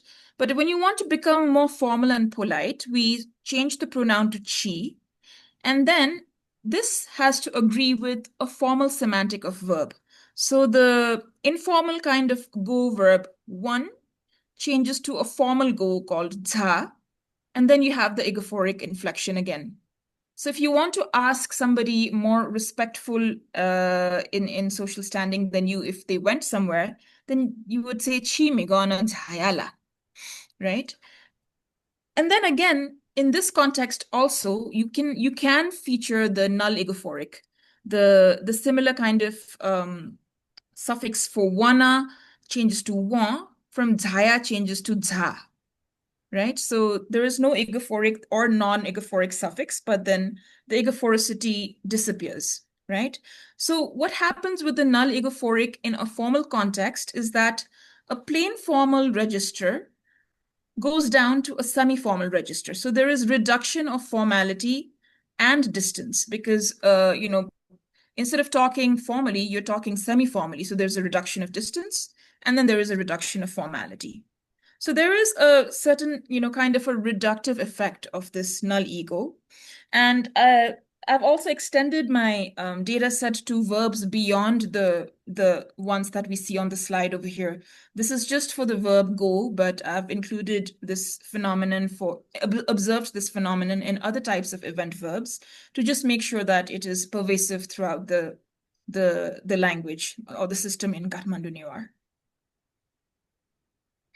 Now, the other thing that is prominently discussed in egophoricity in Kathmandu Newar is this concept of volitionality, right?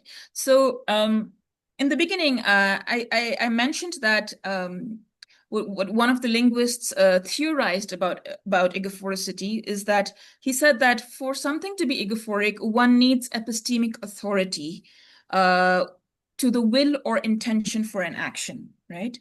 And when it comes to volitional verbs such as go or eat or, or any kind of volitional verb that one can think of, for sure there is epistemic authority when the first person, declares, that I went there or I ate my lunch and so on. But there is also another class of verbs, a second semantic class of verbs called non-volitional verbs in Kathmandu Newar, where forgive me, this instead of reach, I should have said arrived. So when I say I arrived, I have arrived. Let's say I took a lift in a car and I arrived at a venue. So it wasn't with my volition, but I was sitting in a car, right? So this lack of volitionality is also marked by the non-egophoric suffix. So whether it is the first person declarative or the second person interrogative, or the third person declaratives or interrogatives, non-volitional classes of verbs are always marked by the non-egophoric suffix due to the lack of epistemic authority or the direct involvement of the actor in the event.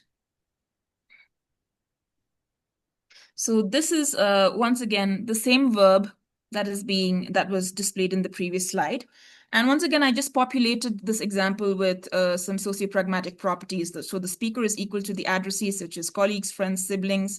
So there is an informal pronoun cha, which is agreeing with the informal verb tian, and it is inflecting non-egophorically due to the lack of volition or the lack of non-privileged access to the lack of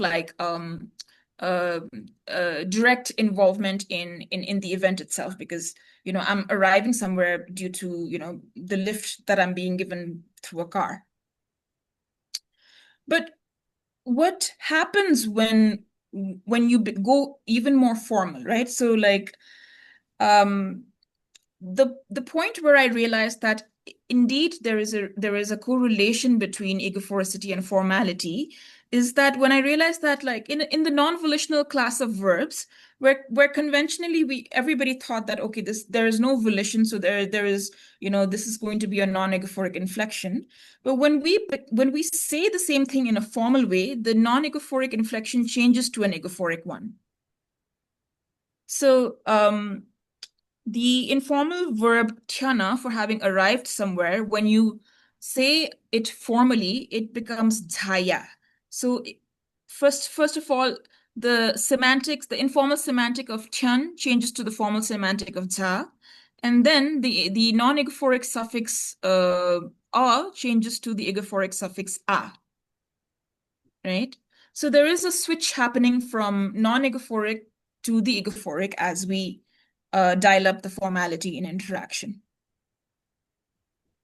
And then again, this observation was further confirmed when I looked at a different class of verbs, such as cognitive classes of verbs. So this verb sila over here, which means to know, right? Like, did you come to know of the matter? When you come to know of a matter, like for example, somebody tells you something and you know something, a rumor or whatever it is that it doesn't happen out of your volition, but somebody gives you the information, right? So due to the lack of volitionality over here, this is non-egophoric between equal speech act participants. But when you dial up the formality again for this cognitive class of verbs, the non-egophoric suffix in the verb changes to egophoric. So then there is an interesting kind of a process, let's say. So if you want to be informal, where the formality is negative, you have the informal pronoun agreeing with the non-egophoric suffix in the verb. And then if you want to go from informal to semi-formal, you have a formal pronoun, mismatching or misagreeing, but it's like a mismatched agreement over here with the non-egophoric suffix on the verb.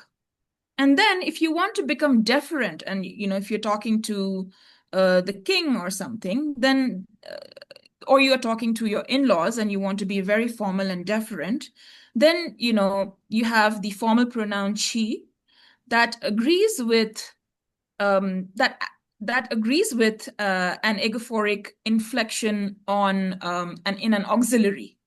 So you have so it's like a step-by-step advancement towards going higher and formal. Then you have the formal pronoun, then you have the egophoric, then you also have an auxiliary. So there is a certain kind of a progression towards the egophoric, even if you are a non-volitional, even if you are using a non-volitional verb. And yeah, so that was my observation. And due to this observation, I sort of concluded that egophoricity may not just be conflated with evidentiality. It is not just about first person evidence versus third person, like indirect evidence, but it is also about properties of the mind. Like if you respect somebody's mind, somebody who is higher than you, then even a non-egophoric inflection that you would typically use in a non-volitional context, you would switch it to an egophoric inflection for somebody whose mind you respect more than a person who is equal to you socially. So that is the gist of my data. Thank you. Thank you, Shahani. I'm gonna go back to, so you've just done that. So you see that this idea that it's about accessing the addressee's mind is a way to understand this strange change in egophoricity that hasn't been observed before. It's like either I'm denying that you have any kind of mind, like in the first case, or I'm saying that your mind is so great that even where other people are non-volitional, you can have that mind. So I'm either raising your mind or lowering your mind. And so that's why I think it has the politeness effects. But one lesson that we can learn from that, I think, correct me if I'm wrong, Shahani, but you started looking at the formality of the context in which these things are used, because in our group, here with my PhD students, you were like, okay, we were talking about formality, and so you were checking it. It was like it was an accident in a way. I think it was an accident because because the way the landlord versus servant and all of the other non-canonical examples were basically what I had in my head about how people actually speak the language, like the language in the wild, as you called it, with the a and the huh. And so for me, that was I just was very compelled to document that, because it just really went against my instinct that people only talked in a certain rigid way that was documented in previous literature. Yeah. So that's why I think it's important to make sure that you try and, even if you didn't think that there is anything about formality in a particular category, try it across different formal situations. Okay, so quickly, so I talk way too long. Again, you need a theory, but you also need data. Politeness can be grammaticized in different ways, and you have to be very careful to use the language-specific diagnostics where in the tree it sits, if it sits at all. It's not a unified phenomena. That's why I think that, say, the theory of Portner et al., where they just basically have a head that says status is fixed, and then the whole clause needs to be adjusted to that, is not quite right. It's much more nuanced than this.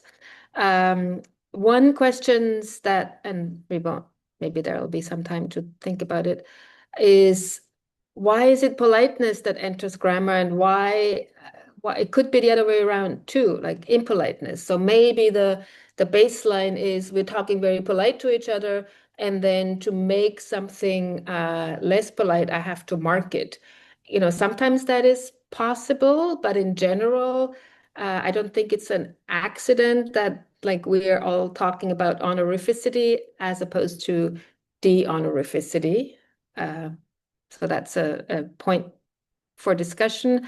I just want to also add that this idea that we have the treetops and that aspects of the context enter the grammar has important consequences for our the data set that we're looking at. When we look at acquisition, for example, we should also think about what kids you do with the little words that we have ignored for so long. Like we have a study showing that kids start really early using vocatives, really early using sentence final particles like huh.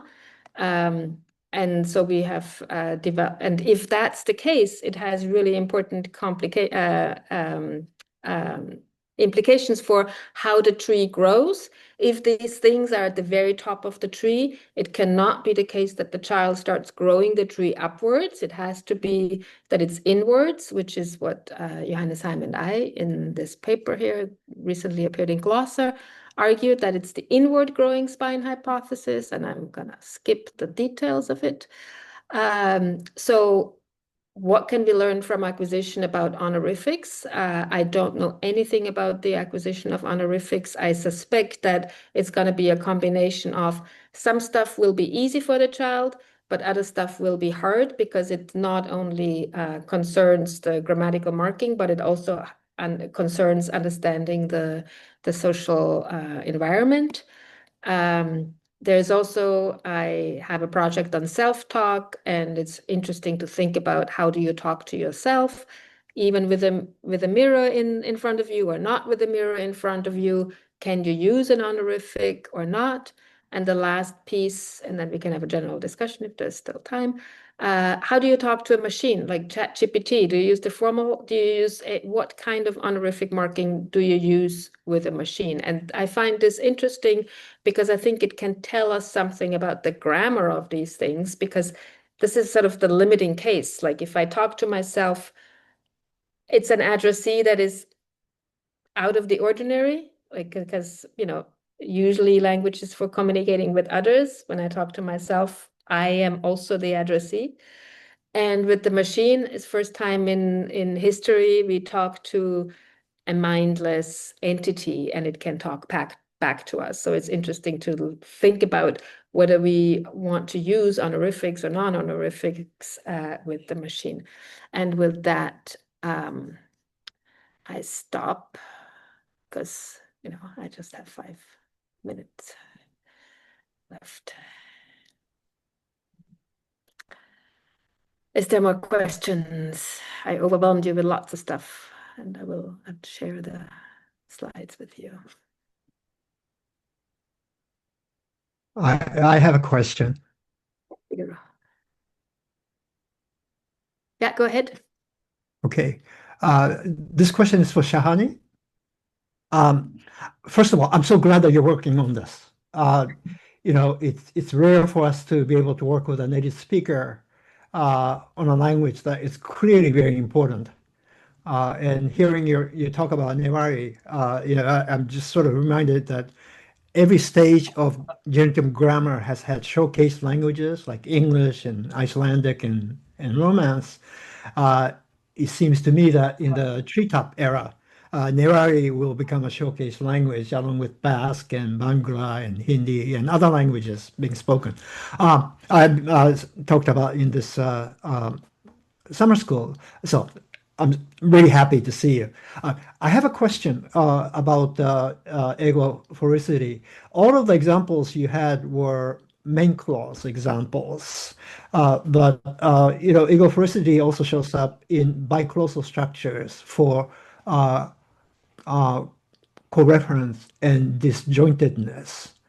And like she said that she will go. Co-reference or disjoint. And there, it has nothing to do with person. Are you considering that to be a different egophoric marking than the kinds of effect that you were showing in the main clause? Those examples of logophoric agreement, as they call it in the literature on egophoricity, we're examining, Martina and I were examining in the case of a sequence of egophoricity versus sequence of tense, in our examination of how, like in this language, this empirical question that we still have, that the egophoricity is based on, cognitive phenomena, and our verbs are based on, a cognitive structure of events. So these embedded clauses, they show a different kind of parallel between like how Martina's explanation of time as an anchor works for English, and the mind as an anchor, so far works for egophoricity. The same kind of parallels, she helped me observe between the sequence of tense in English and the sequence of egophoricity in embedded clauses in Newar. So it's something that we're still, looking into. Can I just add to this, like just like in English, in a matrix clause, tense is anchored to the utterance, versus in an embedded clause, it can be anchored to the higher clause. And it's the same thing with the embedded egophoric. It's just then no longer anchored to the utterance, but it's anchored to the higher clause. I see. Okay, and just a comment, if that's the case, I will be curious to see if you can embed the agophoric marking in islands, for example, relative clauses and WH islands, because with sequence of tense you can, but not movement. So, but anyway, so glad that you're working on this, Shahani. Thank you so much. It means a lot for an endangered language. Thank you so much. Any other questions?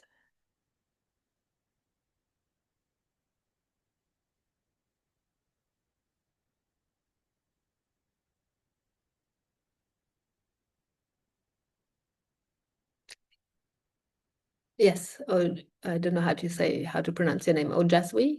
Jasvi, yes, correct. Hi, Martina. If you could give a short answer to the results of your last project, do we use honorifics with machines? Very curious. We haven't tested honorifics, but we have tested huh? And there is a difference between huh as a what they call other initiated repair. So when you say something and I don't understand what you just said, I can say huh? Like what did you say?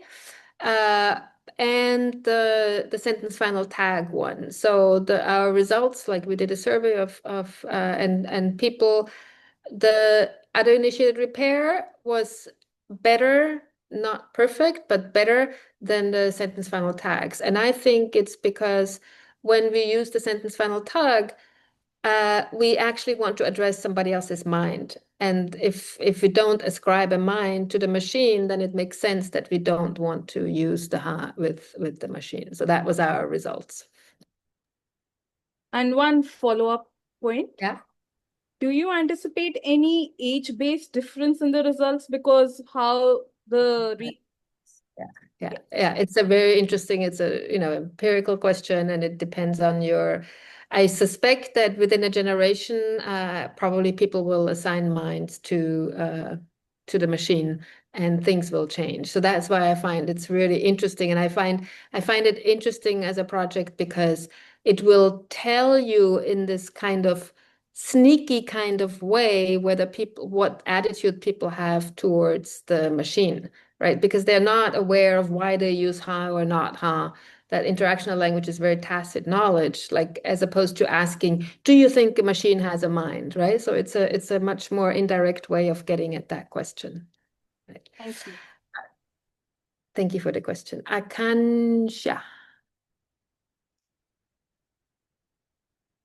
Hello, Professor. Thank you so much for the talk. I was just wondering about this idea of volitionality and egophoricity. So, in one of the replies to one of the questions, which talks about taste predicates or something like, "Was the movie fun?"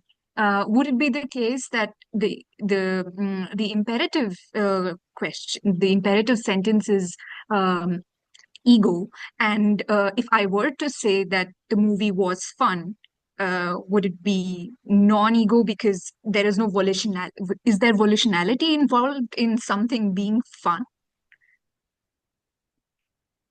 Well, volitionality is only one aspect that plays a role with in the marking of egophoricity. But Shahani, you wanna so predicates Sure. of taste.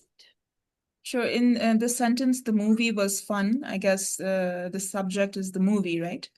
So you're talking about a non-animate thing without a mind, essentially. So I would use the non-egophoric movie.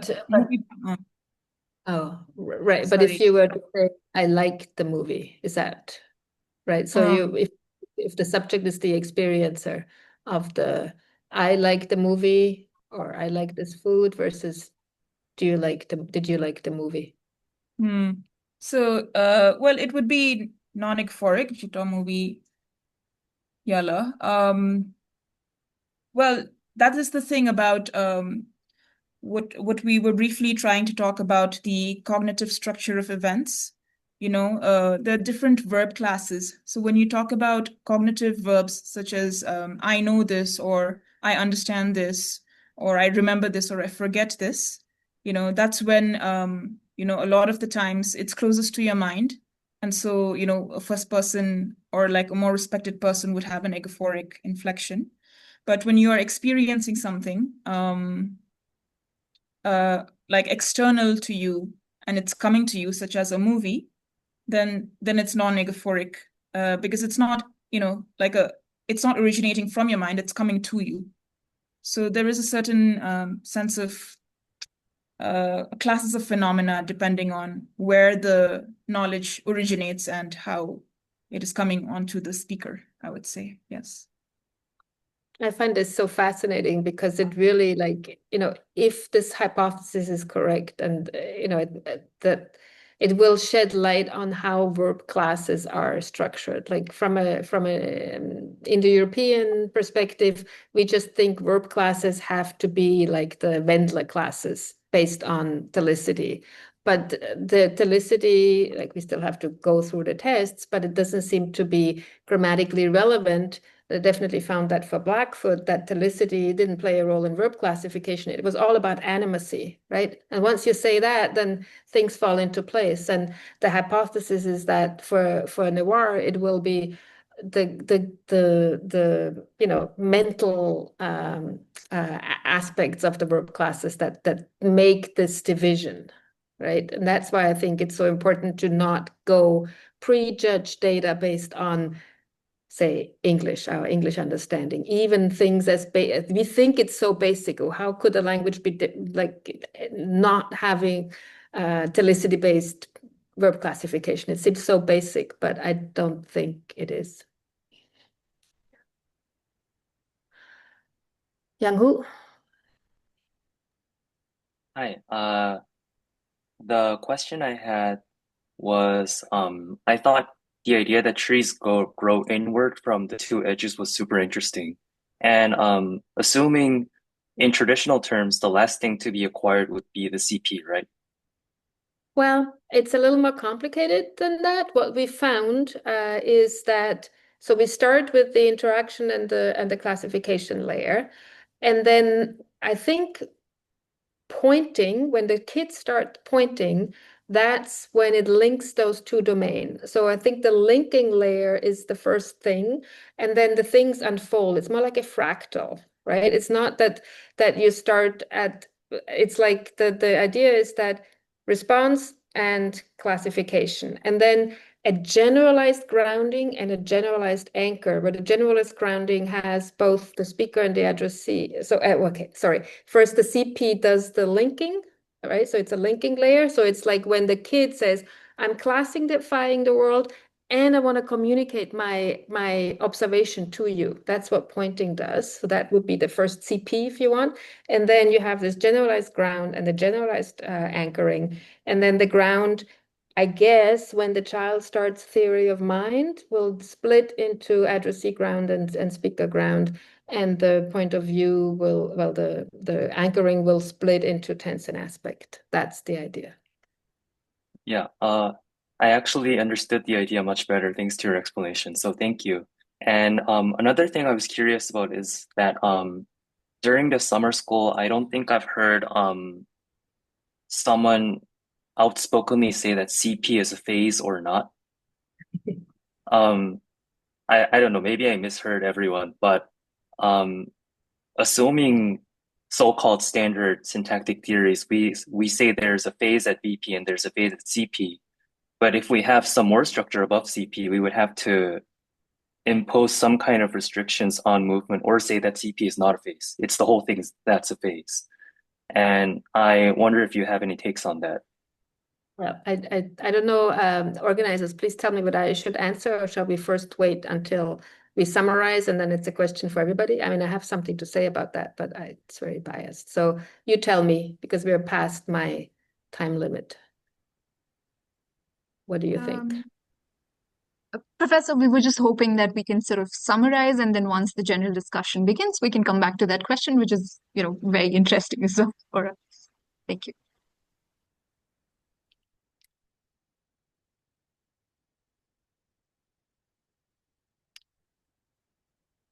So there will be a summary now, right?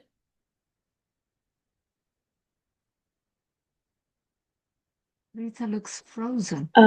Yeah, I was waiting for Preeti to wrap up the session and hand it over to me, but I don't know if she can hear me. But anyway, thank you thank you for this wonderful talk. And I'm going to make a quick summary. We are half an hour before we say a final goodbye, but I think we still have a lot of topics to discuss. So let me see. So first of all, I'd like to say that I think I'm very happy that I took up the suggestion of some very senior colleagues who are both present here and decided to host this school, because personally for me, this was a very enriching experience. And I, just by hearing or listening to the lectures over the last 3 days, I realized that there's so much happening in this domain, and it has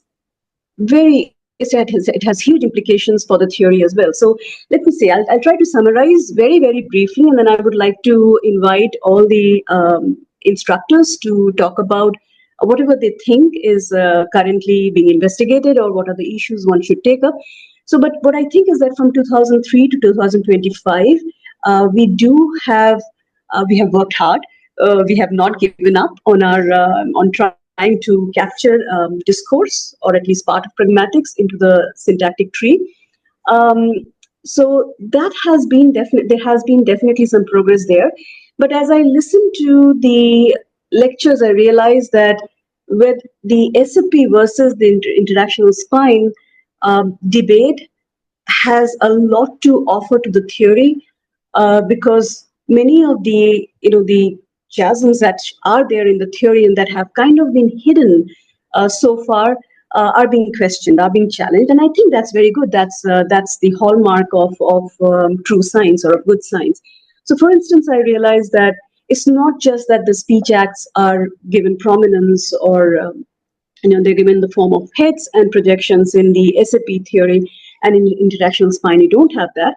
But it's also about questioning the basic notion of a head, of a feature, of trying to understand functions, or of trying to understand what the primitives of EUG are. I think we still have a lot to debate and discuss, even working with the same assumption that somewhere discourse can be co-opted into the structure. There we definitely are on the common ground, but I think there's much more that the syntax of discourse has given to the theory, of asking, of forcing us to ask, what is a head, what is a feature, where does function come in, and not just that, questioning about how language has come about.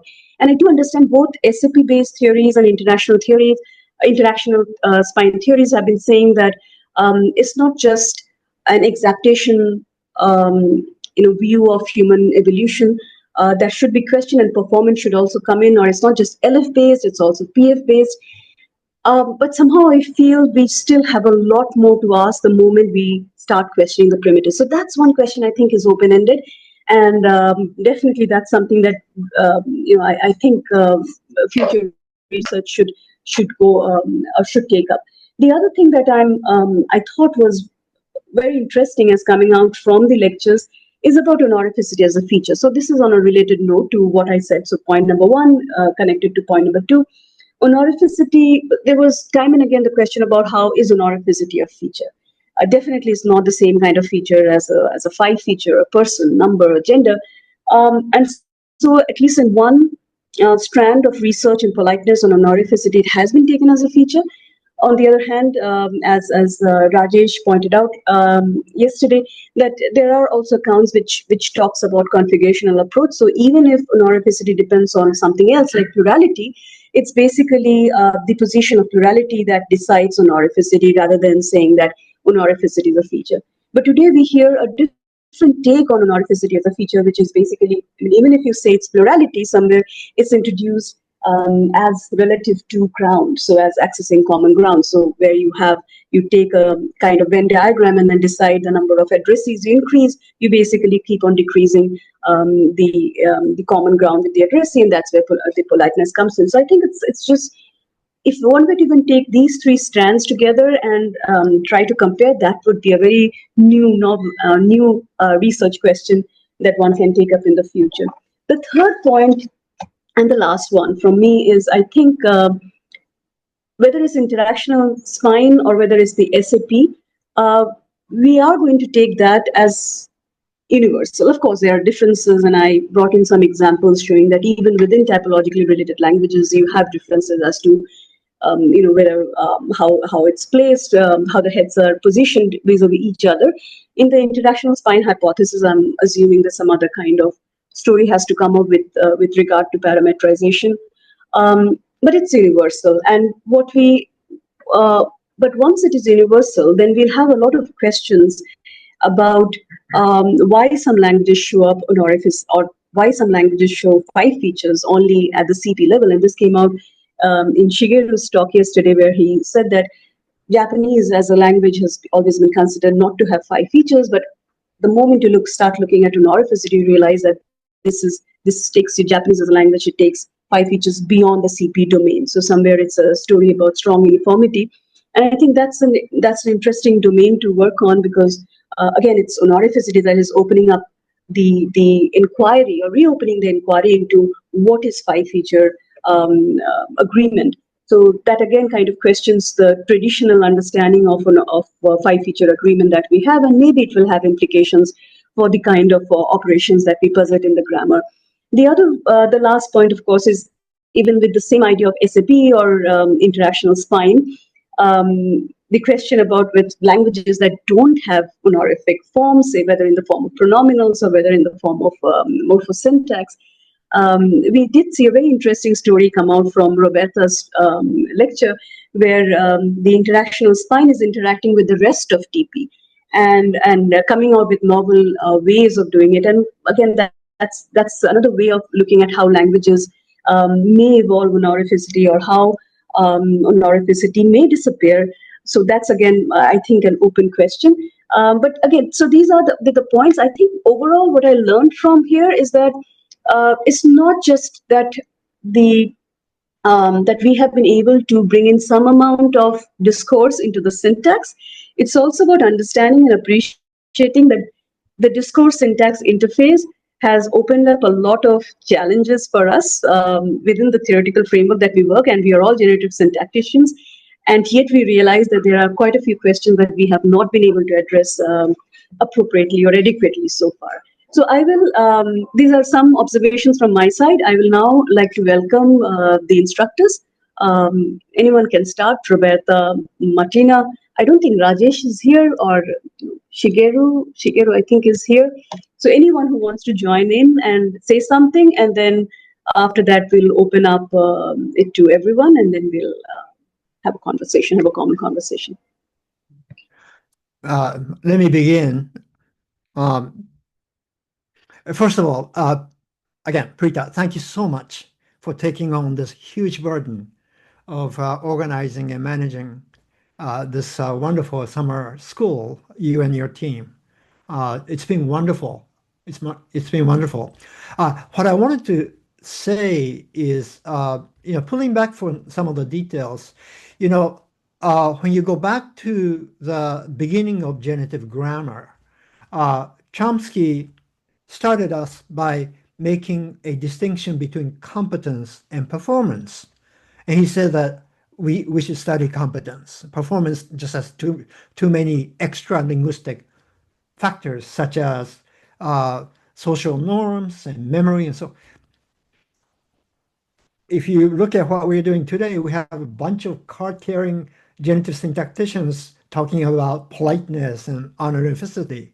And I think this is progress. I think it is progress.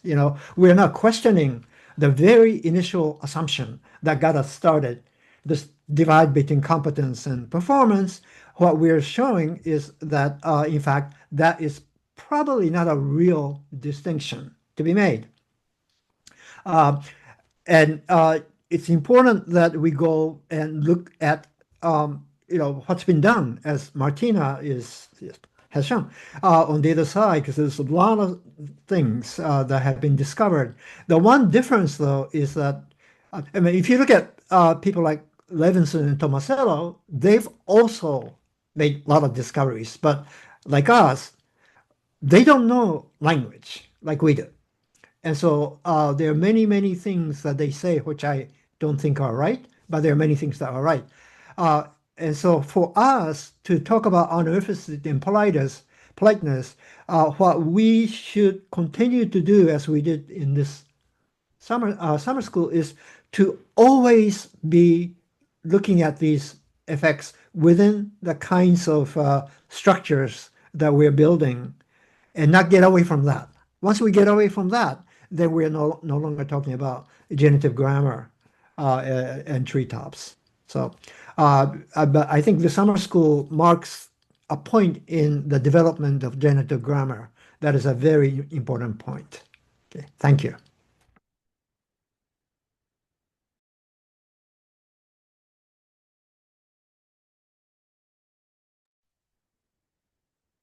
May I say something so that Martina can rest a little bit and then I can add, and then she can perhaps reply. So yeah, I agree with Shigeru completely. This was very instructive. I had a lot of fun. It is really for us, people who have been for a while doing syntax and drawing trees, this is completely fresh air. It is, for me, it is so much more fun than just going back into calculating 5 features, looking up, looking down, what is stuff that. It is fun too, but this is more fun. It is a completely new world. And with the new world, you have also a lot of, though not extreme, I mean, it is not that I am the last one to the field, to the ground. So of course, for me, it is newer than for some of the others, but it is nice. It is a challenge, and it opens a lot of more other questions. So one question that I think is still coming in the future, and we haven't discussed this at all, but I worked on in other environments, let's say in other times, is the role of prosody and the other interface.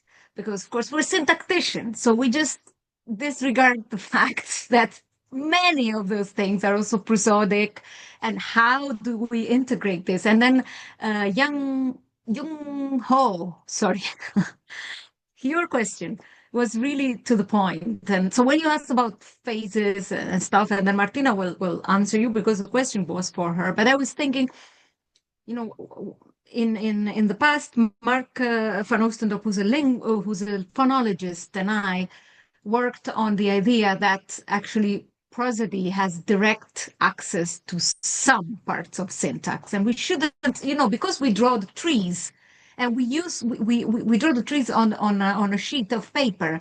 We kind of have this visualization of things as basically on one plane. But it could be that if because these are all metaphors, of course, it is not that you have actual lines and actual things. It is all metaphors of what's going on somehow. We could think, and which has already been proposed in other for adjuncts, for instance, etc., of multiplanar elements that are all grounded on, are all linked and anchored to one plane, but then it's like if they came out of the sheet and were readable only to some of the interfaces. We propose this for prosody and vocatives in particular, because vocatives are both syntactic and very similar to what we're doing here now, but they're also mainly prosodic.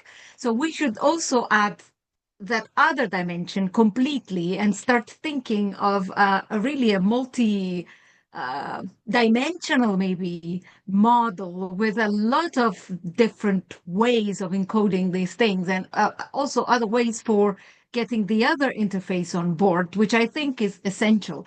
But it is step by step, and of course the syntax is the most important always. But I think that can also tell us a lot. So this is maybe for future research, at least for me. I would like to think about that in these terms at some point.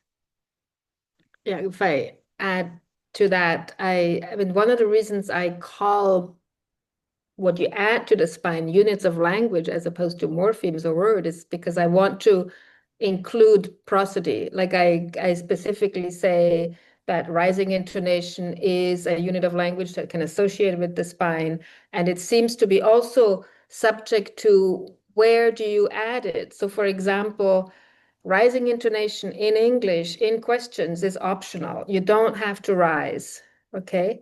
What I found in self-talk, you can't do the rise because you're not turn-taking. So in English, rising intonation has to do with interaction more than with marking interrogativity. In Spanish, the only way to mark a polar question is by using rising intonation. And in self-talk, you can use rising intonation. And so I think in Spanish, it's in C, and in English, it's in the response layer. So without the spine, I could not make that distinction, and I would not understand the self-talk thing. Absolutely, but I mean, I'm talking more about. So this is now all based on the spine, and I agree. But there might be more coming from the insights of the intonational side, from the phonologist side, because whenever I started talking to the phonologists, they were like, "Hey, you're doing syntax in phonology. We don't do syntax in we do phonology. It's a different thing." So I think we need to not just find where they are attached. I completely agree with you and about the statement, not just how and where they are attached, but also maybe getting that also more. I don't want to say we should do parallel grammar stuff like that, but a little bit more importance and attention to this. And I'm glad that you're already doing, but there is more to that, I think, than what we're looking at. One of the core problems is this old division into subdisciplines, like phonology, morphology, syntax, semantics, pragmatics. Language is not like that, right? And I think, in a way, when you said syntax is the most important, I think so, because it's the thing. That was a joke. No, but I think it's true. I think it's the thing that puts stuff together. Like, how else are you going to? But it is not. Also, phonology has its syntax. That's what I mean. I mean, so if you mean the combinatorial mechanism, then I agree with you. But if you think of syntax as we think about it, then it is a joke in the sense that, one thing is it's the mechanism of putting things together. And one thing is to consider, the word formation of the clause in the classical way, which is what we've always thought is at the center, and then it spits out, etc. Yeah. That's another problem, I think. We have inherited the notion of the sentence as the unit of analysis from, I don't know, Aristotle, right? Yeah. And like if you look at language and interaction, it's hard to find sentences, right? So I don't think the sentence necessarily has to be the unit of analysis. And we've inherited that from a long time ago. And if you look at Chomsky's, syntactic structures, it's plural. So he already started to decompose the sentence as a unit by saying it has all these structures. That's, I think, one of the keys of generative grammar. And then we haven't gone all the way to say, let's just abandon the sentence as a unit of analysis, just like the phonologist said, we don't know what a word is. I would argue we don't know what a sentence is, really, if the same things. Yeah. Don't say this too loud because we're going to lose our jobs, but I completely agree with you on this. It is precisely what I meant. Yeah. And then I think that relates to phase. Like, I'm not a fan of phases, because I think if we already have categories like CP, why do we have to label it as a phase? Like, yes, I think it's a question as to what gets shipped to interpretation and spell out, But, I have a very different view of the architecture. So for me, I don't think about phases because it doesn't interest me. But I can say that because I'm, old. Let me add to that. I think Young Ho's question is a very important one for the nature of treetops. I assume we're all assuming that this treetop is an extension of syntax, it's part of syntax. So we have to keep working to prove that it is part of syntax. So for me, the strongest piece of evidence is allocative agreement, which is regular probe-goal agreement with locality. Just like any 5-feature agreement, it just happens to occur in treetops. But so this is, for me, the strongest piece of evidence that treetops exist and it's part of syntax. In terms of phase, one property of phase is, there's several properties, but one important property of phase is that you have sort of an escape hatch. You can go through the specifier to go above, and also from outside you can identify the head of the phase. With treetops, it's right at the top, so there is really no need for that. And so even if you can't find phase property in the treetop, it's actually not surprising because it just doesn't have that property. You wouldn't expect to have that property.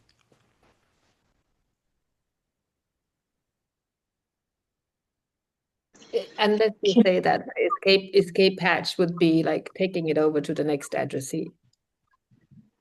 Right. But we're not there yet to take the content of the utterance and let it seep out to the addressee. That could be a way of viewing escape hatch in the treetops. Let me think Then about that.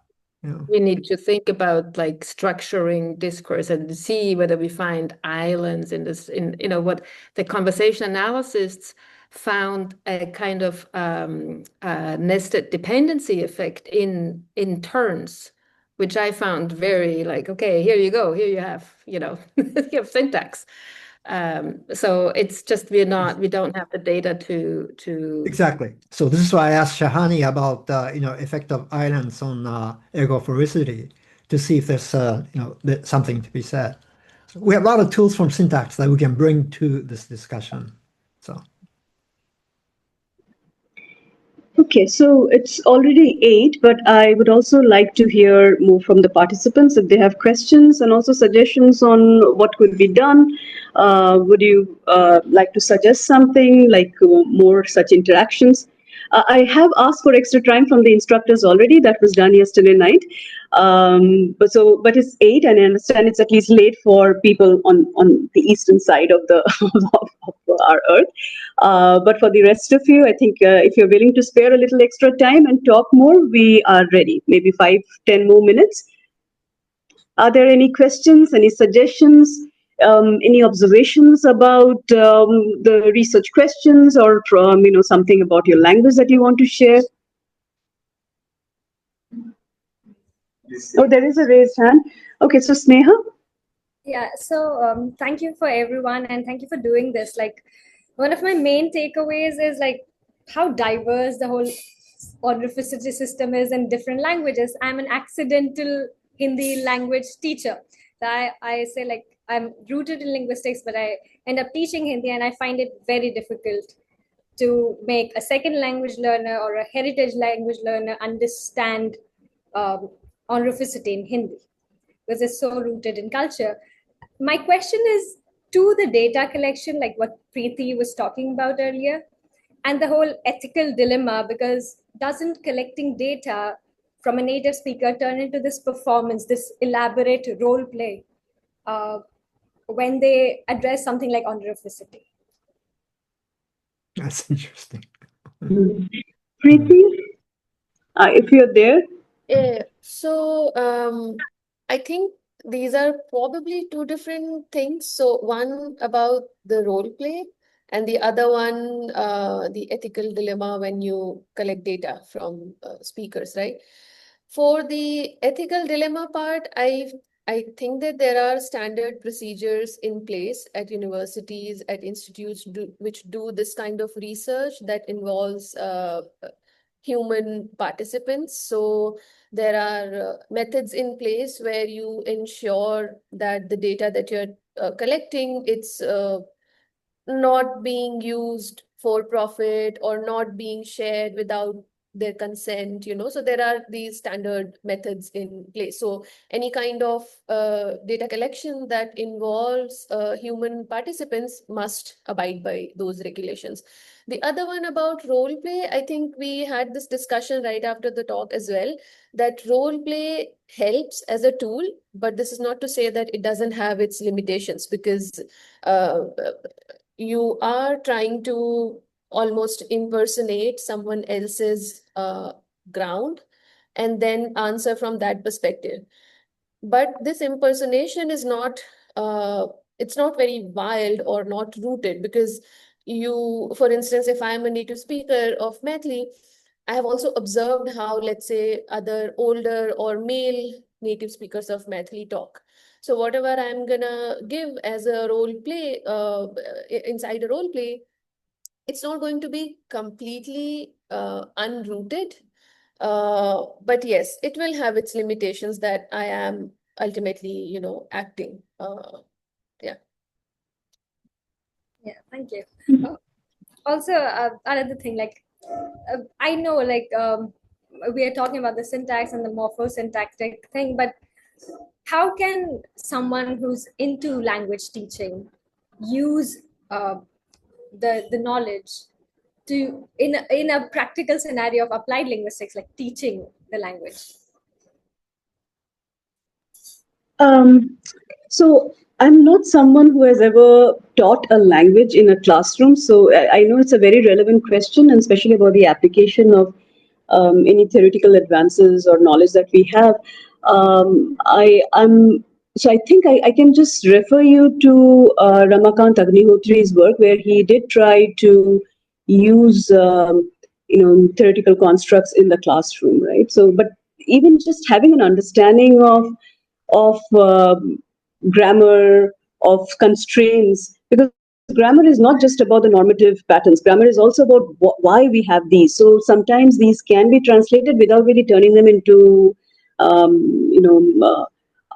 first level linguistics classes, right? So I think that can be done, but I'm not very sure if, I personally will not be able to help you much with how this should be translated into pedagogical tools. But if there's someone else, oh yeah, Preeti has her hand up. Good, Preeti. So when for coming to the rescue. when I was reading up on these methodological concerns that come from different subdisciplines of linguistics, one of applied linguistics and particularly language teaching is also one of these disciplines that talks about methodological intervention in politeness research. How you can use it is, for instance, the aim of language teaching is not to equip the learners with grammatical tools. It's also to make them as close to native speakers as possible.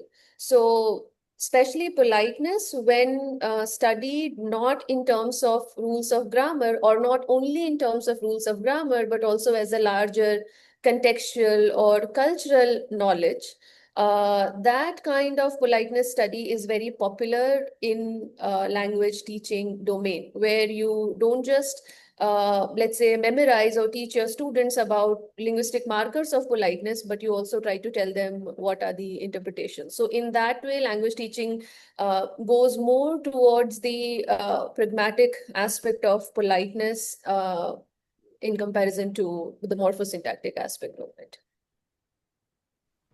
Martina has her hand up, and then Yukiko. Yeah, just on that notion of teaching, not specific to politeness, but specific to interactional language. Like, the little words that I've been looking at, like response markers, different ways to say yeah, oh, no, wow, versus the sentence final particles or back channels.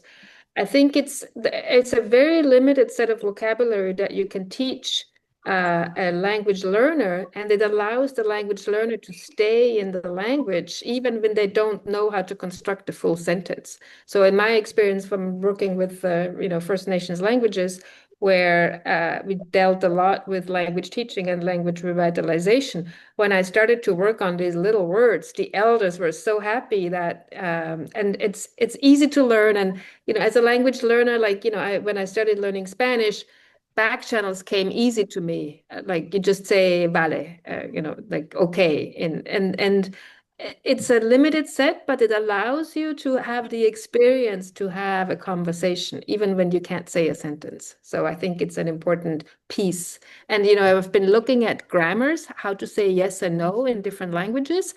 Hardly any grammars even mention it. Yes and no. It's like a big gap.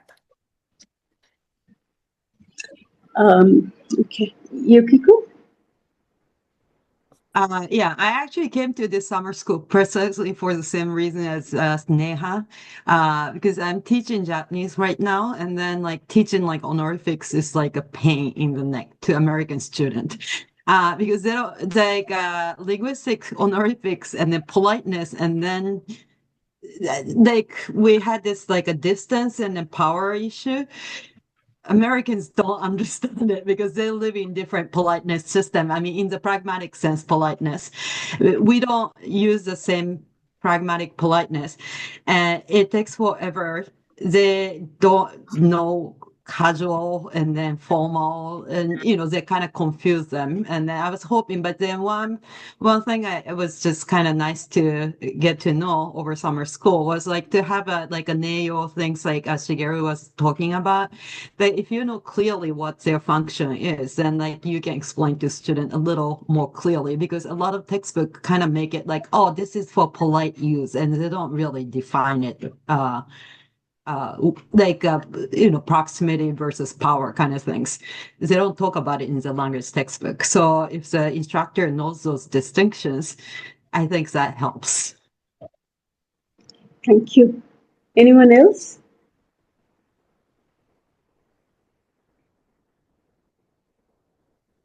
Okay, Roberto. Sorry, I'm I looking had at just to laugh when Martina mentioned this ballet, because in the Netherlands they use hoor as so hoor means listen. So when you say something, I said I did the hoor, which is a sort of counterfactual listen particle of some sort, and then I had to learn this, and I especially had to learn the fact that they were saying hoor, meaning hora, which is here in Dutch. But they kept telling me, oh, I did that whore. I like that whore. And it was very difficult in the beginning. So it is extremely important to know about these even more than the normal what time is it with which they start all the time. So I second the importance of these interactional particles. I really experienced this. any other question, observation? If not, then we're ready to say goodbye to each other. It's been 3 days of fantastic lectures and fantastic and very lively interaction. The instructors have actually had a conversation about how attentive the audience was, how sharp their minds were, even though it was an online school. And I don't have to thank the instructors as well as the participants for this wonderful opportunity that we all had. And I hope to continue the discussion. Chant, anyway, will continue with his conferences. We haven't decided the next venue as of yet, but we'll do, and we'll definitely let you know, keep updating you. And hope to meet you soon in some platform or the other. And with that, goodbye. Good night from us. Thank you so Pritka. much. Thank you for organizing this. Thank you very much. Thank you. Thank you, everyone. Bye-bye. Fantastic. Night. Bye-bye. Bye. Bye. Bye-bye, everyone.